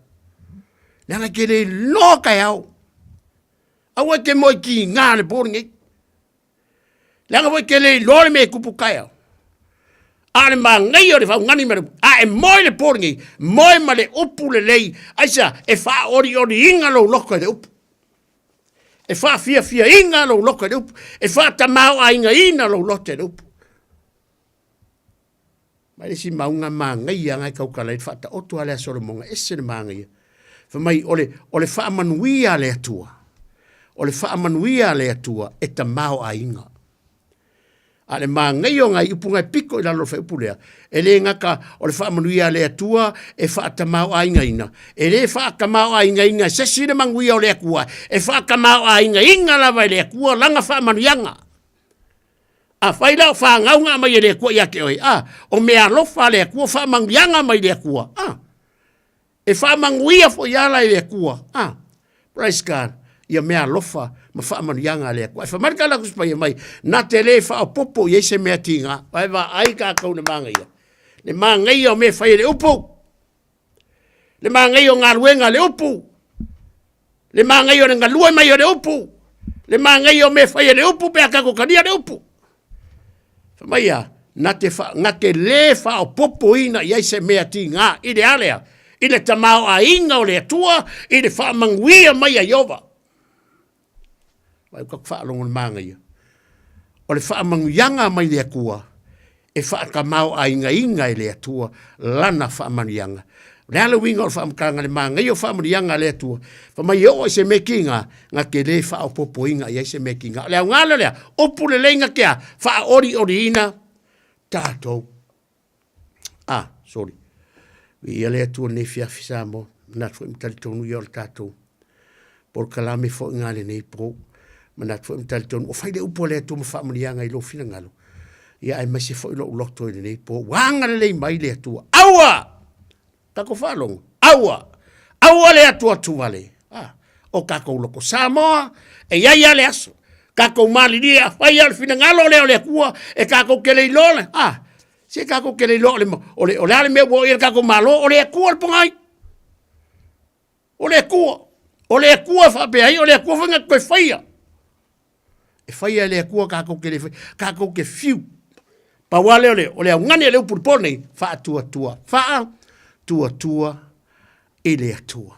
O le atua, ngake, whaia, mea umalawa. I le pōne nei Samoa, ia whaamanu ia tere, le atua i lo fina ngalo i le pōne nei, ma ia iai pele anga le nei, ma le whaamanu anga, a le atua i lo fina ngalo i tusa malana upu, i le pōne nei. Le atua, umalawa na mātou whaia o se ngaluenga.